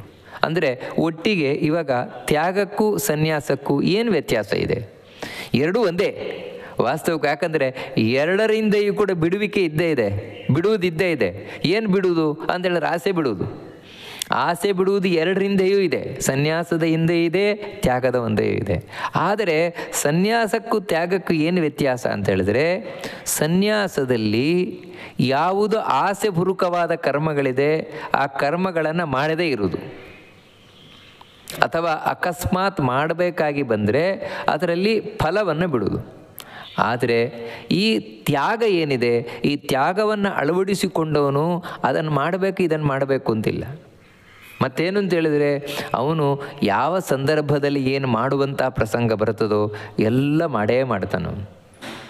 ಅದು ಕಾಮ್ಯ ಕರ್ಮ ಇರಬಹುದು, ನೈಮಿತ್ತಿಕ ಕರ್ಮ ಇರಬಹುದು, ನಿತ್ಯ ಕರ್ಮ ಇರಬಹುದು. ಅಂದರೆ ನಾವು ಮೊದಲು ಯಾವ ರೀತಿ 3 ವಿಧವಾದ ಕರ್ಮ ನೋಡಿದ್ದು ಎಲ್ಲ ಮಾಡ್ತಾನೆ. ಏನು ಮಾಡಿದರೂ ಕೂಡ ಯಾವುದರಲ್ಲೂ ಅವನಿಗೆ ಫಲದ ಅಪೇಕ್ಷೆಯೇ ಇಲ್ಲ ಅವನಿಗೆ. ಮತ್ತೇನೆಂದರೆ ದೇವ್ರಿಗೆ ಖುಷಿಯಾಗಲಿ ಅಷ್ಟೇ, ದೇವ್ರಿಗೆ ಖುಷಿಯಾಗಲಿ, ಒಂದೇ ಬಿಟ್ಟು ಇನ್ನೇನೂ ಇಲ್ಲ. ಅಂದರೆ ಇದು ದೊಡ್ಡ ಮನಸ್ಸಿದು. ಯಾರು ತ್ಯಾಗಿ ಇದ್ದಾನೆ, ತ್ಯಾಗಿ ಸನ್ಯಾಸಕ್ಕಿಂತ ಸ್ವಲ್ಪ ದೊಡ್ಡ ಮನಸ್ಸುಳ್ಳವನಾಗಿರ್ತಾನೆ. ಯಾಕಂದರೆ ಅವನಿಗೆ ಯಾವುದೇ ವಿಷಯದಲ್ಲಿ ಆಸೆಯೇ ಇರೋಲ್ಲ, ಅವನಿಗೆ ಫಲ ಬೇಕು ಅಂತಲೇ ಇರೋಲ್ಲ, ಸಾಕು ದೇವರು ಕೊಟ್ಟದ್ದು ಸಾಕು ಅಂತ. ಇದರಿಂದ ಹೀಗೆ ಜ್ಞಾನಿಗಳು ವ್ಯತ್ಯಾಸವನ್ನು ತಿಳಿಸ್ಕೊಂಡು ಹೋಗ್ತಾರೆ ಅಂತ ಕೃಷ್ಣ ಬಹಳ ಸುಂದರವಾಗಿ ತಿಳಿಸ್ಕೊಂಡು ಹೋಗ್ತಾನೆ. ಹೌದು, ಇವಾಗ ನಾನು ನನ್ನಲ್ಲಿ ಸನ್ಯಾಸವನ್ನು ಅಳವಡಿಸಿಕೊಳ್ಳೋಣ, ನಾನು ನನ್ನಲ್ಲಿ ತ್ಯಾಗನ ಅಳವಡಿಸಿಕೊಳ್ಳೋಣ, ಯಾವುದನ್ನು ನನ್ನಲ್ಲಿ ಅಳವಡಿಸಿಕೊಳ್ಬೇಕಾಗಿದೆ? ಅದಕ್ಕೆ ಕೃಷ್ಣ ಹೇಳ್ತಾನೆ, ತ್ಯಾಜ್ಯಂ ದೋಷವದಿತ್ಯೇಕೆ ಕರ್ಮ ಪ್ರಾಹುರ್ಮನೀಷಿಣಃ ಯಜ್ಞದಾನ ತಪಃ ಕರ್ಮ ನ ತ್ಯಾಜ್ಯಮಿತಿ ಚಾಪರೇ. ನೋಡು ಅರ್ಜುನ, ಈ ವಿಷಯದಲ್ಲಿ ನನ್ನ ನಿರ್ಧಾರವನ್ನು ನಾನು ತಿಳಿಸುವುದಕ್ಕಿಂತ ಮುಂಚಿತವಾಗಿ ಜ್ಞಾನಿಗಳದ್ದು ಇನ್ನೂ ಕೆಲವು ಅಭಿಪ್ರಾಯಗಳಿದೆ. ಆ ಅಭಿಪ್ರಾಯವನ್ನು ನಾನು ನಿನಗೆ ತಿಳಿಸಬೇಕು. ಕೆಲವು ಜ್ಞಾನಿಗಳು ಅಂದರೆ ಮನೀಷಿಣಃ ಅಂತ ಹೇಳಿದ್ರು ಜ್ಞಾನಿಗಳೇ. ಆದರೆ ನೋಡಿ, ಜ್ಞಾನಿಗಳಲ್ಲೇ ಬೇರೆ ಬೇರೆ ರೀತಿ ಇರುವಂಥವ್ರು. ಕವಿಗಳು ಅಂತ ಹೇಳಿದ್ರೆ, ಕವಿ ಅಂತ ಹೇಳಿದರೆ ಅವರು ತುಂಬ ಚೆನ್ನಾಗಿ ಓದಿದವರು, ತಿಳ್ಕೊಂಡವರು. ಅದೇ ವಿಚಕ್ಷಣ ಅಂತ ಹೇಳಿದರೆ ಒಳ್ಳೆ ಬುದ್ಧಿವಂತರವರು, ಚೆನ್ನಾಗಿ ಯೋಚನೆಯನ್ನು ಮಾಡುವಂಥವರು. ಇನ್ನು ಮನೀಷಿಣ ಅಂತ ಹೇಳಿದರೆ ಶುದ್ಧವಾದ ಮನಸ್ಸುಳ್ಳವರು. ಇವರೆಲ್ಲ ಅಂದರೆ ಇದೆಲ್ಲ ಏನಂದರೆ ಜ್ಞಾನಿಗಳದ್ದೇ ಲಕ್ಷಣ, ಬೇರೆ ಬೇರೆ ವಿಧವಾದ ಲಕ್ಷಣಗಳು. ಅವ್ರು ಏನು ಹೇಳ್ತಾರೆ, ಕೆಲವು ಜ್ಞಾನಿಗಳು ಅಂತ ಹೇಳಿದರೆ ತ್ಯಾಜ್ಯಂ ದೋಷವದಿತ್ಯೇಕೆ ಕರ್ಮ ಪ್ರಾಹುಹೇ, ಕರ್ಮವನ್ನು ಬಿಟ್ಬಿಡ್ಬೇಕಪ್ಪ ಅಂತ ಹೇಳ್ತಾರೆ. ಈ ಕರ್ಮ ಮಾಡಲಿಕ್ಕೆ ಹೋಗಬಾರ್ದು, ಕರ್ಮ ಬಿಟ್ಟುಬಿಡಬೇಕು ಅಂತ ಹೇಳ್ತಾರೆ. ಹೇಗಂದರೆ ದೋಷವತ್ತು ಅಂದರೆ ಇವಾಗ ಅದು ದೋಷ ಅಂತ ಗೊತ್ತಾದರೆ ಮತ್ತೆ ನಾವು ಅದನ್ನು ಮಾಡಲಿಕ್ಕೆ ಹೋಗ್ತೇವಾ? ಇದು ಕೆಟ್ಟದ್ದು ಅಂತ ನಮಗೆ ಗೊತ್ತಾದ ಮೇಲೂ ಕೂಡ ಅದನ್ನು ತಿನ್ಲಿಕ್ಕೆ ಹೋಗ್ತೇವಾ? ಇದು ಕೆಟ್ಟದ್ದು, ಇದರಿಂದಾಗಿ ನನಗೆ ಕೆಟ್ಟ ಹೆಸರು ಬರುತ್ತೆ, ಇದರಿಂದಾಗಿ ನಾನು ಹಾಳಾಗಿ ಹೋಗ್ತೇನೆ, ಇಷ್ಟು ಗೊತ್ತಾದ ಮೇಲೂ ಕೂಡ ಒಬ್ಬ ತಿಳಿದವನು, ಒಬ್ಬ ಬುದ್ಧಿವಂತನಾದವನು ಮತ್ತೆ ಅದನ್ನು ಮಾಡಲಿಕ್ಕೆ ಹೋಗ್ತಾನ, ತಿನ್ಲಿಕ್ಕೆ ಹೋಗ್ತಾನ? ಇಲ್ಲ ತಾನೆ. ಹಾಗೆ ಈ ಕರ್ಮವೇ ಕೆಟ್ಟದ್ದು. ನೀವು ಕರ್ಮ ಅಂತ ಮಾಡಲಿಕ್ಕೆ ಹೋದ್ರೆ ಅದು ನಿಮ್ಗೆ ಅಂಟ್ಕೊಳ್ತದೆ, ಅದಕ್ಕೆ ಅದನ್ನು ಬಿಟ್ಟುಬಿಡಬೇಕು ಅಂತ ಕೆಲವು ಜ್ಞಾನಿಗಳು ಹೇಳ್ತಾರೆ. ಅಂದರೆ ಮೇಲ್ನೋಟಕ್ಕೆ ಕಾಣುವ ಅರ್ಥ. ಮತ್ತು ಇನ್ನು ಕೆಲವರು ಜ್ಞಾನಿಗಳು ಹೇಳ್ತಾರೆ ಏನಂದರೆ ಅಪರೇಚ, ಬೇರೆ ಜ್ಞಾನಿಗಳು, ಯಜ್ಞದಾನ ತಪಃಕರ್ಮ ನ ತ್ಯಾಜ್ಯಂ, ಯಜ್ಞ ದಾನ ತಪಸ್ಸು ಈ ಮೂರು ವಿಧವಾದ ಕರ್ಮ ಇದನ್ನು ಬಿಡಲೇಬಾರ್ದು ಅಂತ ಹೇಳ್ತಾರೆ ಇನ್ನು ಕೆಲವು ಜ್ಞಾನಿಗಳು. ಅಂದರೆ ಇಲ್ಲಿ ಕೃಷ್ಣ ಜ್ಞಾನಿಗಳಲ್ಲೇ ಈ ರೀತಿ ಬೇರೆ ಬೇರೆ ಮತಭೇದ ಇದೆ ಅಂತ ಹೇಳಿದ್ರೆ ಅವರ ಅಭಿಪ್ರಾಯ ಭೇದ ಇದೆ ಅಂತ ಹೇಳ್ತಾ ಇದ್ದಾನ. ಅಲ್ಲಿ ಇವರನ್ನು ಜ್ಞಾನಿಗಳು ಅಂತ ಹೇಳ್ತೀರಿ, ಜ್ಞಾನಿಗಳಲ್ಲೇ ಇಷ್ಟು ಕನ್ಫ್ಯೂಷನ್ ಇದೆ ಅಂತ ಹೇಳಿದ್ರೆ ಇವ್ರು ಜ್ಞಾನಿಗಳಾಗೋದು ಹೇಗೆ? ನಾವು ಯಾರನ್ನು ಜ್ಞಾನಿಗಳು ಅಂತ ಕರಿತೇವೆ ಅಂದರೆ ನಮ್ಮ ಹಾಗೆ ಯಾರಿಗೆ ಕನ್ಫ್ಯೂಷನ್ ಇಲ್ವೋ, ಗೊಂದಲ ಇಲ್ವೋ, ಇದು ಹೀಗೇನೆ ಚೆನ್ನಾಗಿ ಸ್ಪಷ್ಟವಾಗಿ ತಿಳ್ಕೊಂಡಿದ್ದಾರೋ ಅವರನ್ನು ನಾವು ಜ್ಞಾನಿಗಳು ಅಂತ ಕರೆಯೋದು. ಆದರೆ ಭಗವದ್ಗೀತೆಯಲ್ಲಿ ಕೃಷ್ಣ ಕೆಲವು ಜ್ಞಾನಿಗಳು ಹಾಗೆ ಹೇಳ್ತಾರೆ, ಕೆಲವು ಜ್ಞಾನಿಗಳು ಹೀಗೆ ಹೇಳ್ತಾರೆ ಅಂತ ಒಟ್ಟಿಗೆ ನಮಗೆ ಕನ್ಫ್ಯೂಷನ್ ಮಾಡಿಬಿಡ್ತಾನಲ್ವ. ಅಂದರೆ ಇವಾಗ ನಾವು ಕರ್ಮವನ್ನು ಮಾಡಬೇಕೋ ಬೇಡವೋ, ಮಾಡಬಾರ್ದು ಅಂತ ಕೆಲವರು, ಮಾಡಬೇಕು ಅಂತ ಕೆಲವರು. ಯಾಕಂದರೆ ನೀವು ಯಾವುದೋ ಒಂದು ಕರ್ಮ ಮಾಡಿದ್ರಿ ಅಂದರೆ ನಿಮಗೆ ಅದರಲ್ಲಿ ಪಾಪವೋ ಪುಣ್ಯವೋ ಬಂದು ಅಂಟ್ಕೊಳ್ತದೆ, ಮತ್ತು ನಿಮಗೆ ಇಲ್ಲಿ ದುಃಖ ಇದ್ದದ್ದೇ ಈ ರೀತಿ ಅಂತ ಹೇಳಿದರೆ ಹಾಗಲ್ಲ. ವಾಸ್ತವಿಕವಾಗಿ ಇಲ್ಲಿ ಕೃಷ್ಣ ಕನ್ಫ್ಯೂಷನ್ ಮಾಡಲಿಕ್ಕೆ ಹೇಳ್ತಾ ಇರೋದಲ್ಲ, ಕನ್ಫ್ಯೂಷನ್ ಮಾಡ್ತಾನೂ ಇಲ್ಲ. ಮತ್ತೇನು ಅಂತ ಹೇಳಿದರೆ ಒಂದೇ ವಿಷಯವನ್ನು ಜ್ಞಾನಿಗಳು ಬೇರೆ ಬೇರೆ ಇಂಟರ್ಪ್ರಿಟ್ ಅಂದರೆ ಬೇರೆ ಬೇರೆ ತಾವು ವಿಶ್ಲೇಷಣೆಯನ್ನು ಮಾಡ್ಕೊಂಡು ಹೋಗ್ತಾರೆ, ಅದನ್ನಷ್ಟೇ ಇಲ್ಲಿ ತಿಳಿಸ್ತಾ ಇರೋದು. ಅಂದರೆ ಕೆಲವು ಜ್ಞಾನಿಗಳ ಅಭಿಪ್ರಾಯ ಏನು ಅಂತ ಹೇಳಿದರೆ ಯಾವುದು ತ್ಯಾಜ್ಯಂ ಕರ್ಮ ಅಂದರೆ ಯಾವುದು ದೋಷವನ್ನು ಬಿಟ್ಟಂತೆ ಕರ್ಮವನ್ನು ಬಿಟ್ಬಿಡಬೇಕು ಅಂತ. ಅಂದರೆ ದೋಷವನ್ನು ಬಿಟ್ಟಂತೆ ಕರ್ಮವನ್ನು ಬಿಟ್ಟುಬಿಡಬೇಕು ಅಂತ ಹೇಳಿದಿರುವಾಗ ಒಂದು ಯಾವುದೋ ಒಂದು ಆಹಾರದಲ್ಲಿ ವಿಷ ಉಂಟು ಅಂತ ಹೇಳಿದ ಕೂಡಲೇ ನಾವು ಆ ಆಹಾರವನ್ನು ಬಿಡ್ತೇವೆ ಹೊರತು ವಿಷ ಉಂಟು ಅದಕ್ಕೆ ಆಹಾರ ಬಿಡಬೇಕು ಅಂತ ಹೇಳಿದರೆ ಎಲ್ಲ ಆಹಾರ ಬಿಡಲ್ಲ. ಯಾಕಂತ ಹೇಳಿದರೆ ಆಹಾರವನ್ನು ಬಿಟ್ಟರೆ ಬದುಕಲಿಕ್ಕಾಗಲ್ವಲ್ಲ. ಅದಕ್ಕೆ ನಾವು ಏನು ಹೇಳ್ತೇವೆ ಅಂದರೆ ಆಗ ಹೇಳಿದ ಕೂಡಲೇ ವಿಷ ಇದೆ ಅದಕ್ಕೆ ಆಹಾರ ಬಿಡಬೇಕು ಅಂದರೆ ವಿಷಪೂರಿತವಾದ ಆಹಾರವನ್ನು ಬಿಡಬೇಕು ಅಂತ ಅಷ್ಟೇ ಅರ್ಥ ಅದಕ್ಕೆ. ಮತ್ತು ಯಾವುದು ವಿಷಪೂರಿತವಲ್ವೋ, ಯಾವುದು ಶುದ್ಧವಾಗಿದೆಯೋ ಆ ಆಹಾರ ಸ್ವೀಕಾರ ಮಾಡಬೇಕು ಅಂತ ಅರ್ಥ ತಾನೆ. ಇಲ್ಲಿಯೂ ಹಾಗೇನೆ ತ್ಯಾಜ್ಯಂ ದೋಷವದಿತ್ಯೇಕೆ ಅಂದರೆ ಕೆಲವರು ಏನು ಹೇಳ್ತಾರೆ ಅಂತ ಹೇಳಿದರೆ ದೋಷದಂತೆ ಕರ್ಮ ಬಿಡಬೇಕು ಅಂತ ಹೇಳಿದರೆ ದೋಷಯುಕ್ತವಾದ ಕರ್ಮ ಬಿಡಬೇಕು. ಯಾವ ಕರ್ಮ ಮಾಡುವುದರಿಂದಾಗಿ ನಮಗೆ ಪಾಪವೇ ಬರ್ತದೋ ಅಂಥ ಕರ್ಮ ಬಿಡಬೇಕು ಅಂತ ಹೇಳ್ತಾ ಇರದೆ ಹೊರತು ಇಡೀ ಕರ್ಮವನ್ನೇ ಬಿಟ್ಬಿಡಿ ಅಂತಲ್ಲ, ಯಾವ ರೀತಿ ಆಹಾರವನ್ನೇ ಬಿಟ್ಬಿಡಿ ಅಂತ ಹೇಳೋದಲ್ಲ. ಯಾಕಂದರೆ ಆಹಾರ ಬಿಟ್ಟರೆ ಸತ್ತೋಗ್ತಾನೆ. ಹಾಗೆ ಕರ್ಮ ಬಿಟ್ಟಿರ್ಲಿಕ್ಕಾಗೋಲ್ಲ ಮನುಷ್ಯ. ಮತ್ತು ಯಾವುದು ಕೆಟ್ಟ ಕರ್ಮ ಇದೆಯೋ ಅದನ್ನು ಬಿಡಬೇಕು ಅಂದರೆ ಹಿಂದಿನದ್ದೇ ಅರ್ಥ.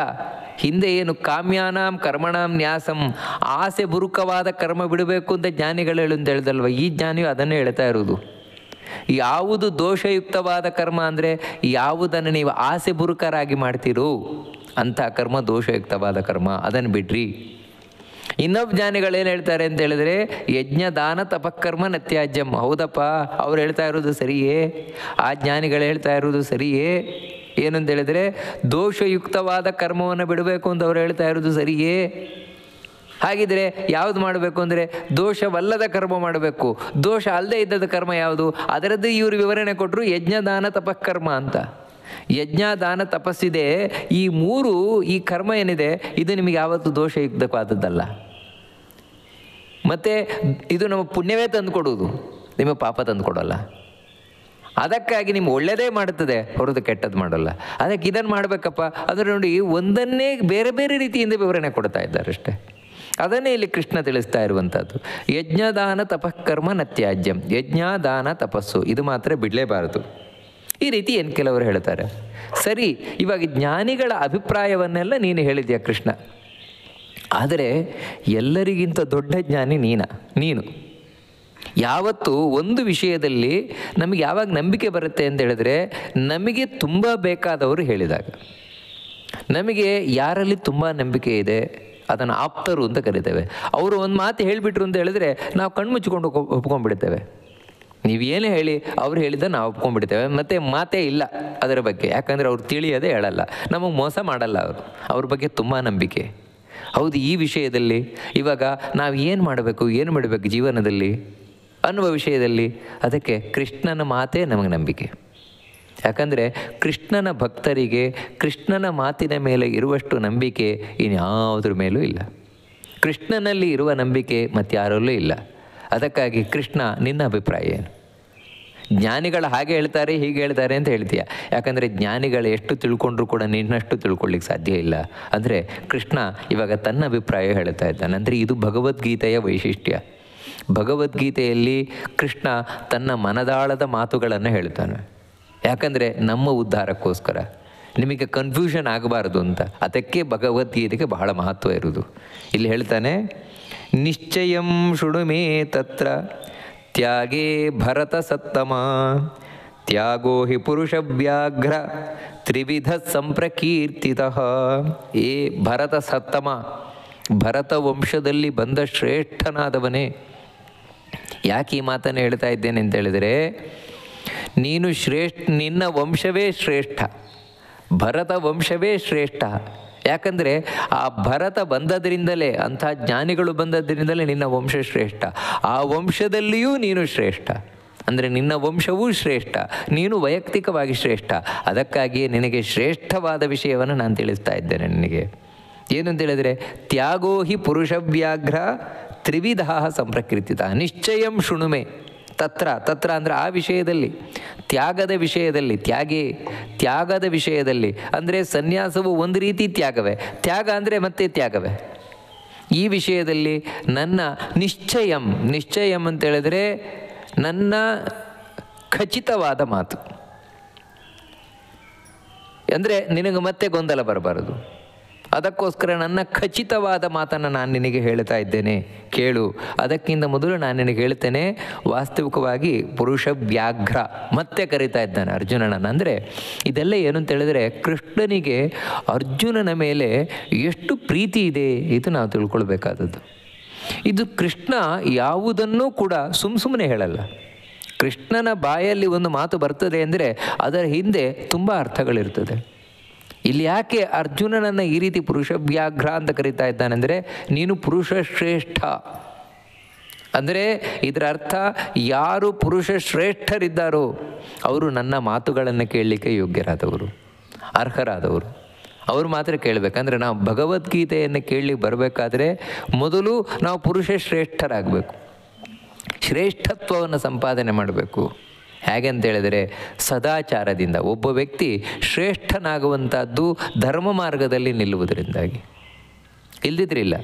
ಅದಕ್ಕಾಗಿ ಯಾರು ಧರ್ಮ ಮಾರ್ಗದಲ್ಲಿರ್ತಾರೆ, ಯಾರು ಸದಾಚಾರವಂತರಾಗಿರ್ತಾರೆ, ಶುದ್ಧ ಮನಸ್ಸುಳ್ಳವರಾಗಿರ್ತಾರೆ, ಅಂಥವರು ಶ್ರೇಷ್ಠರು. ಅಂಥ ಶ್ರೇಷ್ಠ ನೀನು. ಅದಕ್ಕಾಗಿ ನನ್ನ ಉಪದೇಶ ಕೇಳಲಿಕ್ಕೆ ನೀನು ಯೋಗ್ಯನಾಗಿದ್ದೀಯಾ ಅನ್ನುವ ರೀತಿಯಿಂದ ಕೃಷ್ಣ ಹೇಳ್ತಾ ಇರೋದು. ಅಂದರೆ ಇದು ಭಗವದ್ಗೀತೆ ಯಾರು ಕೇಳ್ತಾರೋ ಅವರೆಲ್ಲರಿಗೂ ಕೃಷ್ಣ ಕೊಡ್ತಾ ಇರುವಂತಹ ಒಂದು ಸೂಚನೆ ಇದು. ವ್ಯಾಘ್ರ, ಹೇ ಪುರುಷ ಶ್ರೇಷ್ಠನೇ ಕೇಳಪ್ಪ, ತ್ಯಾಗ 3 ವಿಧವಾಗಿದೆ. ತ್ರಿವಿಧ ಸಂಪ್ರಕೀರ್ತಿತ ಅಂದರೆ ಶಾಸ್ತ್ರಗಳಲ್ಲಿ ಚೆನ್ನಾಗಿ ಹೇಳಲ್ಪಟ್ಟಿದೆ. ಯಾವುದದು 3 ವಿಧವಾದ ತ್ಯಾಗ ಅದನ್ನು ಕೃಷ್ಣ ಮುಂದೆ ಹೇಳ್ತಾನೆ, ತಿಳಿಸ್ಕೊಂಡು ಹೋಗ್ತಾನೆ. ಈ ರೀತಿ 3 ವಿಧವಾದ ತ್ಯಾಗ ಇದೆ. ಅದರಲ್ಲಿ ತ್ಯಾಗದ ವಿಷಯದಲ್ಲಿ ನೀನು ಈ 3ಅನ್ನಂತೂ ತ್ಯಾಗ ಮಾಡಲೇಬಾರದು. ನಿಜವಾಗಿ 3 ವಿಧವಾದ ತ್ಯಾಗ ಇದೆ, ಸಾತ್ವಿಕವಾದ ತ್ಯಾಗ, ರಾಜಸವಾದ ತ್ಯಾಗ, ತಾಮಸವಾದ ತ್ಯಾಗ ಅಂತ. ಆದರೆ ನಿಜವಾಗಿಯೂ ಕೂಡ ಒಬ್ಬ ವ್ಯಕ್ತಿ ತನ್ನ ಜೀವನದಲ್ಲಿ ಉದ್ಧಾರ ಆಗಬೇಕು, ದೇವರ ಅನುಗ್ರಹ ಪಡಿಬೇಕು, ಪಾಪ ಕಳ್ಕೊಳ್ಬೇಕು, ಒಳ್ಳೆಯದಾಗಬೇಕು ಅಂತಿದ್ರೆ ಆವಾಗ ನೀನು ಏನೇ ತ್ಯಾಗ ಮಾಡಿದರೂ ಈ 3 ಮಾತ್ರ ತ್ಯಾಗ ಮಾಡಲೇಬಾರದು, ಬಿಡಲೇಬಾರದು 3. ಯಾವುದು ಅದನ್ನು ಕೃಷ್ಣ ಹೇಳ್ತಾನೆ. ಯಜ್ಞದಾನ ತಪಃ ಕರ್ಮ ನ ತ್ಯಾಜ್ಯಂ ಕಾರ್ಯಮೇವ ತತ್ ಯಜ್ಞೋದಾನಂ ತಪಶ್ಚೈವ ಪಾವನಾನಿ ಮನೀಷಿಣಾಂ.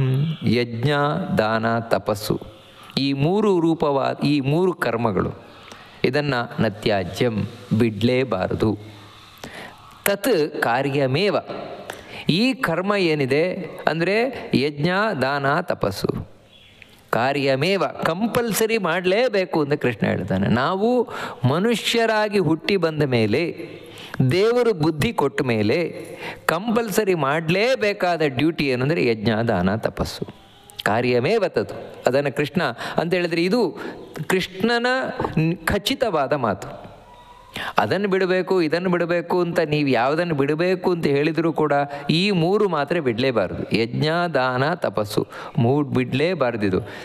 ಯಾಕೆ ಬಿಡಬಾರ್ದು ಅಂತ ಹೇಳ್ತೀಯ ಕೃಷ್ಣ?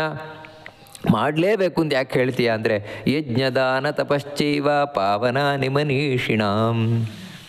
ಮನೀಷಿಣಾಂ ಅಂದರೆ ಈ ಮನುಷ್ಯರೇನಿದ್ದಾರೆ ಆ ಮನುಷ್ಯರನ್ನು ಪವಿತ್ರಗೊಳಿಸುವಂಥದ್ದು, ಪಾವನಗೊಳಿಸುವಂಥದ್ದು, ಶುದ್ಧಗೊಳಿಸುವಂಥದ್ದು. ಯಾವುದರಿಂದ? ಪಾಪದಿಂದ. ಈ ಮನುಷ್ಯನಿಗೆ ಜೀವನದಲ್ಲಿರುವಂತಹ ದೊಡ್ಡ ಕೆಡುಕೆ ಪಾಪ. ನಮ್ಮ ಎಲ್ಲ ಸಂಕಷ್ಟಗಳಿಗೆ ಮೂಲವೇ ಪಾಪ, ಇನ್ಯಾವುದೂ ಅಲ್ಲ. ನಮಗೆ ಎಂಥ ರೋಗ ರುಜಿನಗಳು ಬರಲಿ, ಎಂಥ ಕಷ್ಟ ಕಾರ್ಪಣ್ಯಗಳು ಬರಲಿ, ಅಥವಾ ಯಾವುದೇ ವಿಧವಾದಂತಹ ಸಾಂಸಾರಿಕವಾದ ತೊಂದರೆಗಳು ಬರಲಿ, ಕಡೆಗೆ ಸಾವು ಬರ್ತದೆ, ನೋವು ಬರ್ತದೆ. ಎಲ್ಲದಕ್ಕೂ ಮೂಲ ಏನು ಅಂತ ಹೇಳಿದ್ರೆ ಪಾಪ. ಅದಕ್ಕೋಸ್ಕರ ನಮ್ಮ ಜೀವನದಲ್ಲಿ ಒದಗುವ ಸಾವಿನಿಂದ ಹಿಡಿದು ಎಲ್ಲ ನಮ್ಮ ಕಷ್ಟಗಳಿಗೆ ಪರಿಹಾರ ಏನು ಅಂತ ಹೇಳಿದ್ರೆ ಪಾಪದಿಂದ ದೂರ ಆಗೋದು, ಪಾಪವನ್ನು ಕಳ್ಕೊಳ್ಳೋದು. ಆ ಪಾಪವನ್ನು ಕಳಿಲಿಕ್ಕಾಗಿಯೇ ಜಗತ್ತಿನಲ್ಲಿ ನಾನು ಇಟ್ಟಿರುವುದು ಯಾವುದು ಅಂತ ಹೇಳಿದ್ರೆ ಯಜ್ಞ, ದಾನ, ತಪಸ್ಸು ಅಂತ ಕೃಷ್ಣ ಹೇಳ್ತಾ ಇದ್ದಾನೆ. ಅದಕ್ಕೋಸ್ಕರ ಯಜ್ಞದಾನ ತಪಸ್ಸನ್ನು ಯಾವುದೇ ಕಾರಣಕ್ಕೂ ಬಿಡಲೇಬಾರದು, ಯಾರೂ ಬಿಡಲೇಬಾರ್ದು. ಇದು ಇನ್ನೂ ಒಂದು ಕೃಷ್ಣ ಹೇಳ್ತಾ ಇರೋದು. ಉಳಿದದ್ದನ್ನು ಬಿಡಿ ಅಂದರೆ ತ್ಯಾಗ, ಉಳಿದದ್ದರ ತ್ಯಾಗ ಇರಲಿ, ಆದರೆ ಈ 3 ತ್ಯಾಗ ಮಾಡಲೇಬಾರದು. ಅಂದರೆ ತ್ಯಾಗ ಮಾಡಬಾರದು ಅಂತ ಹೇಳಿದರೆ ಇಲ್ಲಿ ಆಸೆ ಇರಲಿ, ಆಸೆ ಇಲ್ಲದೆ ಇರಲಿ, ಎರಡರ ವಿಧದಲ್ಲಿಯೂ ಕೂಡ ಬಿಡಲೇಬಾರದು. ಯಜ್ಞ, ದಾನ, ತಪಸ್ಸು. ಹೌದು, ಇವಾಗ ಯಜ್ಞ ಮಾಡಬೇಕು ಅಂತ ಹೇಳ್ತೀರಿ, ಯಜ್ಞ ಎಲ್ಲ ಬ್ರಾಹ್ಮಣರು ಮಾಡೋದಲ್ವ? ಯಾಕಂತ ಹೇಳಿದ್ರೆ ಇವಾಗ ಹೋಮ ಅಂತ ಹೇಳಿದ್ರೆ ಬ್ರಾಹ್ಮಣರೇ ಮಾಡುವುದು, ಇನ್ನು ಗಂಡಸರೇ ಮಾಡುವುದು ಅಂತ ಹೇಳಿದರೆ ಇಲ್ಲಿ ಕೃಷ್ಣ ಸ್ಪಷ್ಟ ಹೇಳ್ತಾ ಇರುವುದೇನು ಅಂತ ಹೇಳಿದ್ರೆ ಕಾರ್ಯಮೇವ ಅಂತ ಹೇಳುವ ಮೂಲಕ ಎಲ್ಲರೂ ಮಾಡಲೇಬೇಕು, ಅವರಿಗೆ ಇವರಿಗೆ ಅಂತಲ್ಲ. ಆದರೆ ಒಂದೇನು ಅಂತ ಹೇಳಿದರೆ ಎಲ್ಲರಿಗೂ ಒಂದೇ ವಿಧವಾದ ಯಜ್ಞ ಅಲ್ಲ. ನಾವು ಎಲ್ಲಿ ತಪ್ಪು ತಿಳುವಳಿಕೆ ಒಳಗಾಗ್ತೇವೆ ಅಂತ ಹೇಳಿದರೆ ಯಜ್ಞ ಮಾಡಬೇಕು ಅಂತ ಹೇಳಿದ್ದಾನೆ ಅಂತ ಹೇಳಿದ ಕೂಡಲೇ ಬ್ರಾಹ್ಮಣರು ಮಾಡಿದಾಗೆ ಶೂದ್ರರು ಮಾಡೋದು, ಗಂಡಸರು ಮಾಡಿದಾಗೆ ಹೆಂಗಸರು ಮಾಡೋದು. ಹಾಗಲ್ಲ. ಹೀಗೆ ಮಾಡಲಿಕ್ಕೆ ಹೋದು ಅಂತ ಹೇಳಿದ್ರೆ ನಾವು ತಪ್ಪು ದಾರಿ ಹಿಡಿದ್ವು ಅಂತ. ಮತ್ತೇನು ಅಂತ ಹೇಳಿದರೆ ಪ್ರತಿಯೊಬ್ಬ ವ್ಯಕ್ತಿಯೂ ಕೂಡ ಅವನಿಗೆ ವಿಹಿತವಾದಂತಹ ಯಜ್ಞ ಅದನ್ನು ಮಾಡಬೇಕು, ಅವನಿಗೆ ವಿಹಿತವಾದಂತಹ ದಾನ ಅದನ್ನು ಮಾಡಬೇಕು, ಅವನಿಗೆ ವಿಹಿತವಾದ ತಪಸ್ಸು ಅದನ್ನು ಮಾಡಬೇಕು. ಅಂದರೆ ಪ್ರತಿಯೊಬ್ಬರಿಗೆ ಯಾವ ರೀತಿ ಇವಾಗ ಇಂತಿಂಥ ಕ್ಲಾಸಿಗೆ ಇಂತಿಂಥ ಸಿಲೆಬಸ್ಸು ಅಂತ ಇರ್ತದೆ, ಆ ಕ್ಲಾಸಿನ ಸ್ಟೂಡೆಂಟ್ಸು ವಿದ್ಯಾರ್ಥಿಗಳು ಅದೇ ಸಿಲೆಬಸ್ಸನ್ನು ಓದಬೇಕು. ಅದೇ ರೀತಿ ಒಂದು ಕಡೆ ನಾವು ಎಲ್ಲ ಕಡೆ ನೋಡ್ತೇವೆ ಇಂತಿಂಥ ವಯಸ್ಸಿನವರಿಗೆ ಇಂತಿಂಥದ್ದು. ವಯಸ್ಸಿಗನುಗುಣವಾಗಿ ಕೆಲವೊಮ್ಮೆ ವ್ಯತ್ಯಾಸ ಇರ್ತದೆ, ಬುದ್ಧಿಗನುಗುಣವಾಗಿ ಕೆಲವೊಮ್ಮೆ ವ್ಯತ್ಯಾಸ ಇರ್ತದೆ. ಇವಾಗ ಓದುವುದು ಕೂಡ ಅಷ್ಟೇ, ತುಂಬ ಬುದ್ಧಿವಂತರಾಗಿದ್ದರೆ ಅವರು ಯಾವುದೋ ಒಂದು ಕೋರ್ಸನ್ನು ಓದ್ತಾರೆ, ಇಲ್ಲಪ್ಪ ಅಂತ ಬುದ್ಧಿವಂತಿಕೆ ಇಲ್ಲ ಅವರೊಂದು ಇನ್ನೊಂದು ಯಾವುದೋ ಕೋರ್ಸ್ ಓದ್ತಾರೆ. ಈ ರೀತಿ ಬಹಳ ವ್ಯತ್ಯಾಸಗಳಿದೆ. ಇಲ್ಲಿಯೂ ಕೂಡ ಹಾಗೆಯೇ ಆ ಒಬ್ಬೊಬ್ಬ ವ್ಯಕ್ತಿಯ ವ್ಯಕ್ತಿತ್ವಕ್ಕನುಗುಣವಾಗಿ ಅವನಿಗೆ ಈ ರೀತಿ ಬೇರೆ ಬೇರೆ ಮಾಡಿದ್ದಾರೆ. ಇಲ್ಲಿ ಯಾರನ್ನು ಮೇಲು ಕೀಳು ಮಾಡಲಿಕ್ಕೋಸ್ಕರ ಯಜ್ಞಗಳಲ್ಲಿ ವ್ಯತ್ಯಾಸ ಮಾಡಿರುವುದಲ್ಲ, ತಪಸ್ಸಿನಲ್ಲಿ ವ್ಯತ್ಯಾಸ ಮಾಡಿರುವುದಲ್ಲ. ಮತ್ತೇನು ಅಂತ ಹೇಳಿದರೆ ಸಮಾನತೆಗೋಸ್ಕರವೇ ಮಾಡಿರೋದು. ಇದನ್ನು ನಾವು ಪ್ರಾಥಮಿಕವಾಗಿ ತಿಳ್ಕೊಳ್ಬೇಕಾದದ್ದು. ಇವಾಗ ಯಜ್ಞ ಅಂದರೆ ಬ್ರಾಹ್ಮಣನಾದವನಿಗೆ ಯಜ್ಞ ಅಂತ ಹೇಳಿದರೆ ಅವನಿಗೆ ಹೋಮ ಮಾಡುವಂಥದ್ದು, ನಾನಾ ವಿಧವಾದ ಯಜ್ಞ ಯಾಗಾದಿಗಳನ್ನು ಮಾಡುವಂಥದ್ದು. ಆದರೆ ಶೂದ್ರನಿಗೆ ಅದನ್ನು ಹೇಳಿಲ್ಲ. ಶೂದ್ರನಿಗೆ ಹೇಳಿರುವ ಯಜ್ಞ ಯಾವುದು ಅಂತ ಹೇಳಿದರೆ 4ನೇ ಅಧ್ಯಾಯದಲ್ಲಿ ಹೇಳಿದ ಹಾಗೆ ನಾಮಯಜ್ಞ. ಅಂದರೆ ದೇವರ ಸ್ಮರಣೆಯನ್ನು ಮಾಡಯ್ಯ, ಅದು ಯಜ್ಞ. ಮತ್ತು ಆ ದೇವರ ಇವಾಗ ಇದು ಜ್ಞಾನ ಯಜ್ಞ. ಇವಾಗ ಕೇಳ್ತಾ ಇದ್ದೇವೆ, ನಾವು ದೇವರ ಬಗ್ಗೆ ಕೇಳ್ತಾ ಇದ್ದೇವೆ. ಸ್ವಾಧ್ಯಾಯ ಯಜ್ಞ, ಇದು ಅಧ್ಯಯನವನ್ನು ಮಾಡುವಂಥದ್ದು, ಇದು ಯಜ್ಞ. ಅದೇ ರೀತಿ ನಾವು ನಮ್ಮ ಪಾಲಿನ ಕರ್ತವ್ಯ ಏನಿದೆ ಅದನ್ನು ಮಾಡುವಂಥದ್ದು, ಅದು ಒಂದು ಯಜ್ಞ. ಅಂದರೆ ಯಜ್ಞದ ಹಿಂದೆ ಇರುವುದೇನು ಅಂತ ಹೇಳಿದರೆ, ಸ್ವಾಮಿ ನಂದಲ್ಲ ನಿಂದು, ಈ ಬದುಕು ನನ್ನದಲ್ಲ ನಿಂದು, ಅದಕ್ಕೆ ನಿನ್ನ ಪೂಜಾರೂಪವಾಗಿ ನಾನು ಮಾಡ್ತಾ ಇದ್ದೇನೆ. ಹೀಗೆ ದೇವರ ಪೂಜೆ ಅಂತ ತಿಳಿದು ನಾವು ನಮ್ಮ ಪಾಲಿನ ಕರ್ತವ್ಯ ಏನಿದೆ ಅದನ್ನು ಮಾಡ್ತೇವಲ್ವ, ಅದು ಯಜ್ಞ. ಪ್ರತಿಯೊಬ್ಬರೂ ಕೂಡ ಹೌದು. ಇವಾಗ ಬ್ರಾಹ್ಮಣರು ಯಾವ ರೀತಿ ದೇವಸ್ಥಾನದೊಳಗೆ ಹೋಗಿ ದೇವರನ್ನು ಮುಟ್ಟಿ ಪೂಜೆ ಮಾಡ್ತಾರೆ, ಯಜ್ಞ ಮಾಡ್ತಾರೆ, ಅಷ್ಟು ನಾವು ಇವಾಗ ಹೊರಗಿಂದ ನಿಂತುಕೊಂಡು, ಇವಾಗ ಒಬ್ಬ ಶೂದ್ರ ಹೊರಗೆ ನಿಂತುಕೊಂಡು ಕಸ ಹೊಡೆದ್ರೆ ದೇವರಿಗೆ ಅಷ್ಟು ಖುಷಿ ಆಗುತ್ತಾ? ಒಳಗೆ ಹೋಗಿ ಒಬ್ಬ ಅರ್ಚಕ ಪೂಜೆ ಮಾಡುವಷ್ಟು ಖುಷಿ ಹೊರಗೆ ಏನು ಮಾಡ್ತಾನೆ ಅದರಿಂದ ದೇವರಿಗೆ ಖುಷಿ ಆಗುತ್ತಾ? ಆಗ್ಲಿಕ್ಕೆ ಸಾಧ್ಯವೇ ಇಲ್ಲ. ಯಾಕಂದರೆ ಅವರು ಹೋಗಿ ದೇವರನ್ನು ಮುಟ್ತಾರೆ, ಆದರೆ ಶೂದ್ರನಿಗೆ ಮುಟ್ಲಿಕ್ಕಿಲ್ಲ.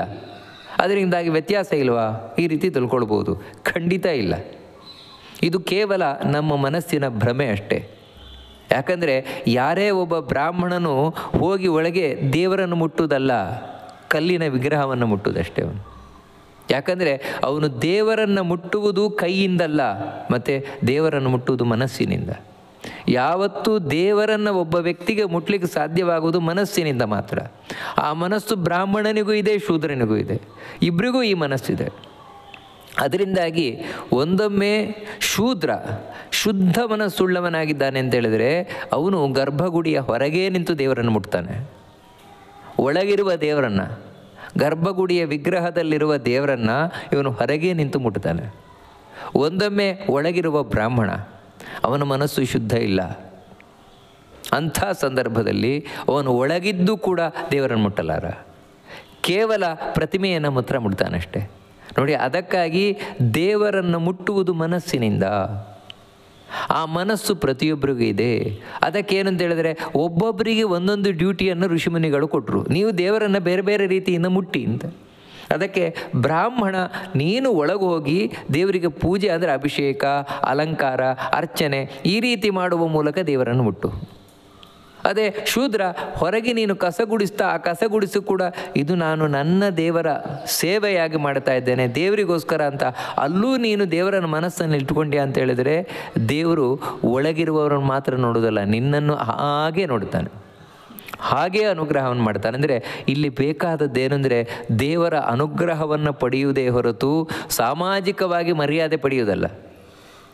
ನಮಗೆ ಇದೆಲ್ಲ ಅಂದರೆ ಈ ತಾರತಮ್ಯ ಕಾರಣ ಏನು ಅಂತ ಹೇಳಿದ್ರೆ, ಪೂಜೆ ಮಾಡುವವರಿಗೆ ಹೆಚ್ಚು ಗೌರವ, ಕಸ ಗುಡಿಸುವವರಿಗೆ ಗೌರವ ಇಲ್ಲ ಅಂತ. ಇದು ನಮಗೆ ಅಂದರೆ ನಾವು ಲೌಕಿಕವಾದ ಮುಖವನ್ನು ನೋಡಿ ಇವತ್ತು ಈ ರೀತಿ ತಾರತಮ್ಯ ಮಾಡ್ತಾ ಇದ್ದೇವೆ. ಆದರೆ ಆಧ್ಯಾತ್ಮಿಕ ಸಾಧನೆಯಲ್ಲಿ ಈ ಮರ್ಯಾದೆಗಳಿಗೆ ಬೆಲೆ ಇಲ್ಲ. ದೇವರು ದೇವತೆಗಳ ದೃಷ್ಟಿಯಲ್ಲಿ ಈ ಹೊರಗಿನ ಮರ್ಯಾದೆಗಳಿಗೆ ಬೆಲೆ ಇಲ್ಲ. ಒಂದೊಮ್ಮೆ ಒಳಗೆ ಕೂತು ಪೂಜೆ ಮಾಡುವ ಅರ್ಚಕ ಅವನ ಮನಸ್ಸು ಶುದ್ಧ ಇಲ್ಲ, ಅವನಲ್ಲಿ ಭಕ್ತಿ ಇಲ್ಲ ಅಂತ ಹೇಳಿದ್ರೆ ದೇವರು ದೇವತೆಗಳವನನ್ನು ಕಣ್ಣಲ್ಲಿ ಎತ್ತಿಯೂ ನೋಡುವುದಿಲ್ಲ. ಅದೇ ಒಬ್ಬ ಶೂದ್ರ ಹೊರಗಿನಿಂದ ಕಸಗುಡಿಸ್ತಾ ಇದ್ದಾನೆ ಶುದ್ಧವಾದ ಮನಸ್ಸಿನಿಂದ ಅಂತ ಹೇಳಿದ್ರೆ ದೇವತೆಗಳ ದೃಷ್ಟಿ ಅವನ ಕಡೆನೇ ಇಟ್ಟಿರ್ತದೆ. ನಿಮಗೆ ಎಷ್ಟು ಆಶ್ಚರ್ಯ ಅಂತ ಹೇಳಿದ್ರೆ, ಇವಾಗ ಒಂದು ದೇವಾಲಯದಲ್ಲಿ ದೇವರು ಒಳಗೆ ಅರ್ಚಕ ಪೂಜೆ ಮಾಡ್ತಾನಲ್ವ, ಅವನಿಗೋಸ್ಕರ ಕೂರ್ತಾರೆ ಅಂತಿಲ್ಲ. ಅವನು ಸರಿಯಾಗಿ ಪೂಜೆ ಮಾಡದೇ ಇದ್ದರೂ ದೇವತೆಗಳು ಎದ್ಕೊಂಡು ಹೋಗ್ತಾರೆ, ದೇವರು ಎದ್ಕೊಂಡು ಹೋಗ್ತಾರೆ. ಆದರೆ ಹೊರಗೆ ಒಬ್ಬ ಶೂದ್ರ ಕಸಗುಡಿಸ್ತಾ ಇದ್ದಾನೆ, ಭಕ್ತಿಯಿಂದ ಕಸಗುಡಿಸ್ತಾ ಇದ್ದಾನೆ, ಆಗ ಅವನಿಗೋಸ್ಕರ ದೇವರು ಕೂತ್ಕೊಳ್ಬೋದು. ಅಂದರೆ ಯಾವತ್ತೂ ಭಕ್ತಿಗೋಸ್ಕರ ದೇವರು ಒಲಿಯುವವರು. ಆ ಭಕ್ತಿಗಾಗಿ ಬೇರೆ ಬೇರೆ ವಿಧವಾದಂತಹ ಯಜ್ಞಗಳು, ಇದನ್ನು ನಾವು ಸ್ಪಷ್ಟ ತಿಳ್ಕೊಳ್ಬೇಕಾದದ್ದು. ಅಂದರೆ ಈ ಆಧ್ಯಾತ್ಮಿಕದ ದೃಷ್ಟಿ ಇಲ್ಲದೆ, ಆಧ್ಯಾತ್ಮಿಕವಾದ ದೃಷ್ಟಿ ಇಲ್ಲದೆ ಕೇವಲ ಲೌಕಿಕವಾದ ದೃಷ್ಟಿಯನ್ನು ಇಟ್ಟುಕೊಂಡಾಗ, ಸಾಮಾಜಿಕ ದೃಷ್ಟಿ ಇಟ್ಟುಕೊಂಡಾಗ ಮಾತ್ರ, ನಾಸ್ತಿಕತೆಗೆ ಸಿಲುಕಿದಾಗ ಮಾತ್ರ ನಮಗೆ ಒಂದು ಮೇಲು ಕೀಳು ಕಾಣಿಸ್ತದೆ, ಒಂದು ಕೀಳು ಕಾಣಿಸ್ತದೆ. ಇಲ್ಲದಿದ್ದರೆ ಖಂಡಿತ ಇಲ್ಲ. ಅದೇ ರೀತಿ ತಪಸ್ಸು, ಯಜ್ಞ ಪ್ರತಿಯೊಂದು ದಾನ ಅದು ಕೂಡ ಅಷ್ಟೇ. ದಾನವು ಬಡವನೂ ದಾನ ಮಾಡಬೇಕು, ಶ್ರೀಮಂತನೂ ದಾನ ಮಾಡಬೇಕು, ಸ್ತ್ರೀಯರು ದಾನ ಮಾಡಬೇಕು, ಪುರುಷರು ದಾನ ಮಾಡಬೇಕು, ಬ್ರಾಹ್ಮಣನೂ ದಾನ ಮಾಡಬೇಕು, ಶೂದ್ರರು ದಾನ ಮಾಡಬೇಕು, ಎಲ್ಲರೂ ದಾನ ಮಾಡಲೇಬೇಕು. ಆದರೆ ಏನಂತ ಹೇಳಿದರೆ ದಾನಕ್ಕೆ ವಸ್ತು ಮುಖ್ಯ ಅಲ್ಲ, ಇಲ್ಲಿಯೂ ಕೂಡ ದಾನಕ್ಕೆ ಮನಸ್ಸು ಮುಖ್ಯ. ಮನಸ್ಸಿದ್ದರೆ ಮಾರ್ಗ ಇದೆ ಅಂತ ಹೇಳಿದಾಗೆ ನನಗೆ ದಾನ ಮಾಡಬೇಕು ಅಂತ ಇಚ್ಛೆ ಇರುವವನಿಗೆ ಮಾರ್ಗ ಸಿಕ್ಕೇ ಸಿಗತ್ತೆ. ಒಬ್ಬ ಕಡು ಬಡವನಿಗೂ ಕೂಡ ಇದನ್ನು ಮಧ್ವಾಚಾರ್ಯರು ಬಹಳ ಸುಂದರವಾಗಿ ತಿಳಿಸ್ಕೊಂಡು ಹೋಗ್ತಾರೆ. ಕಡು ಬಡವನು ದಾನ ಮಾಡ್ಬೋದು, ಇಲ್ಲ ಅಂತಲ್ಲ. ಏನು ಅಂತ ಹೇಳಿದರೆ ನಿನ್ನೆಲ್ಲ ದುಡ್ಡು ಕಾಸು ಇಲ್ಲ ಅಂತ ಹೇಳಿದ್ರೆ ಬೇಡಪ್ಪ. ಮತ್ತು ಯಾರಿಗೂ ಅಭಯದ ಅವಶ್ಯಕತೆ ಇದೆ ಅಂದರೆ ತುಂಬ ಹೆದರಿದ್ದಾರೆ, ಅವ್ರಿಗೆ ಯಾರೂ ರಕ್ಷಣೆ ಇಲ್ಲ, ಹೋಗಿ ಅವರಿಗೆ ರಕ್ಷಣೆ ಭರವಸೆ ಕೊಡು, ನೀವೇನು ಹೆದರಬೇಡಿ, ನಾನಿದ್ದೇನೆ, ನಾನು ನಿಮಗೆ ರಕ್ಷಣೆ ಕೊಡ್ತೇನೆ. ಅಭಯದಾನ ಇದು ಒಂದು ದೊಡ್ಡ ದಾನ.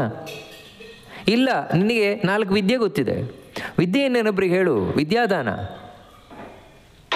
ಇನ್ನೇನು ದುಡ್ಡು ಕಾಸು ಬಯಸ್ತಾ ಇಲ್ಲ, ವಿದ್ಯಾದಾನ. ನಿನಗೇನು ಗೊತ್ತಿದೆ ಇನ್ನೊಬ್ರಿಗೆ ಹೇಳಿಕೊಡು, ವಿದ್ಯಾದಾನ. ಯಾವುದಕ್ಕೋಸ್ಕರ? ದೇವ್ರ ತೃಪ್ತಿಗೋಸ್ಕರ. ಅಂದರೆ ಈ ಯಜ್ಞದಾನ ತಪಸ್ಸಿನಲ್ಲಿ ಮುಖ್ಯ ಬೇಕಾದದ್ದೇನೆಂದರೆ ದೇವ್ರಿಗೆ ಖುಷಿಯಾಗಲಿ ಅಂತ. ಆ ರೀತಿ ಈ ದಾನ ಪ್ರತಿಯೊಬ್ಬರು ಮಾಡ್ಬೋದಾದದ್ದು. ನಮ್ಮಲ್ಲಿ ಏನಿದೆಯೋ ಅದನ್ನು, ಅಂದರೆ ಶ್ರೇಷ್ಠವಾದ ವಸ್ತುವನ್ನು ಇನ್ನೊಬ್ಬರಿಗೆ ಕೊಡುವುದು ದೇವರಿಗೆ ಖುಷಿಯಾಗಲಿ ಅಂತ ಹೇಳೋದು. ತಪಸ್ಸು ಕೂಡ ಅಷ್ಟೇ. ತಪಸ್ಸು ಕಾಡಿಗೆ ಹೋಗಿ ತಪಸ್ಸು ಮಾಡುವವರಿಗೆ ಸಾಧ್ಯ ಇರುವವರಿಗೆ ಕಾಡಿಗೆ ಹೋಗಿ ತಪಸ್ಸು ಮಾಡುವಂಥದ್ದು. ಧ್ಯಾನಾದಿಗಳನ್ನು ಮಾಡಿ ತಪಸ್ಸು ಮಾಡುವವರಿಗೆ ಧ್ಯಾನಾದಿ ತಪಸ್ಸು ಮಾಡುವವರು.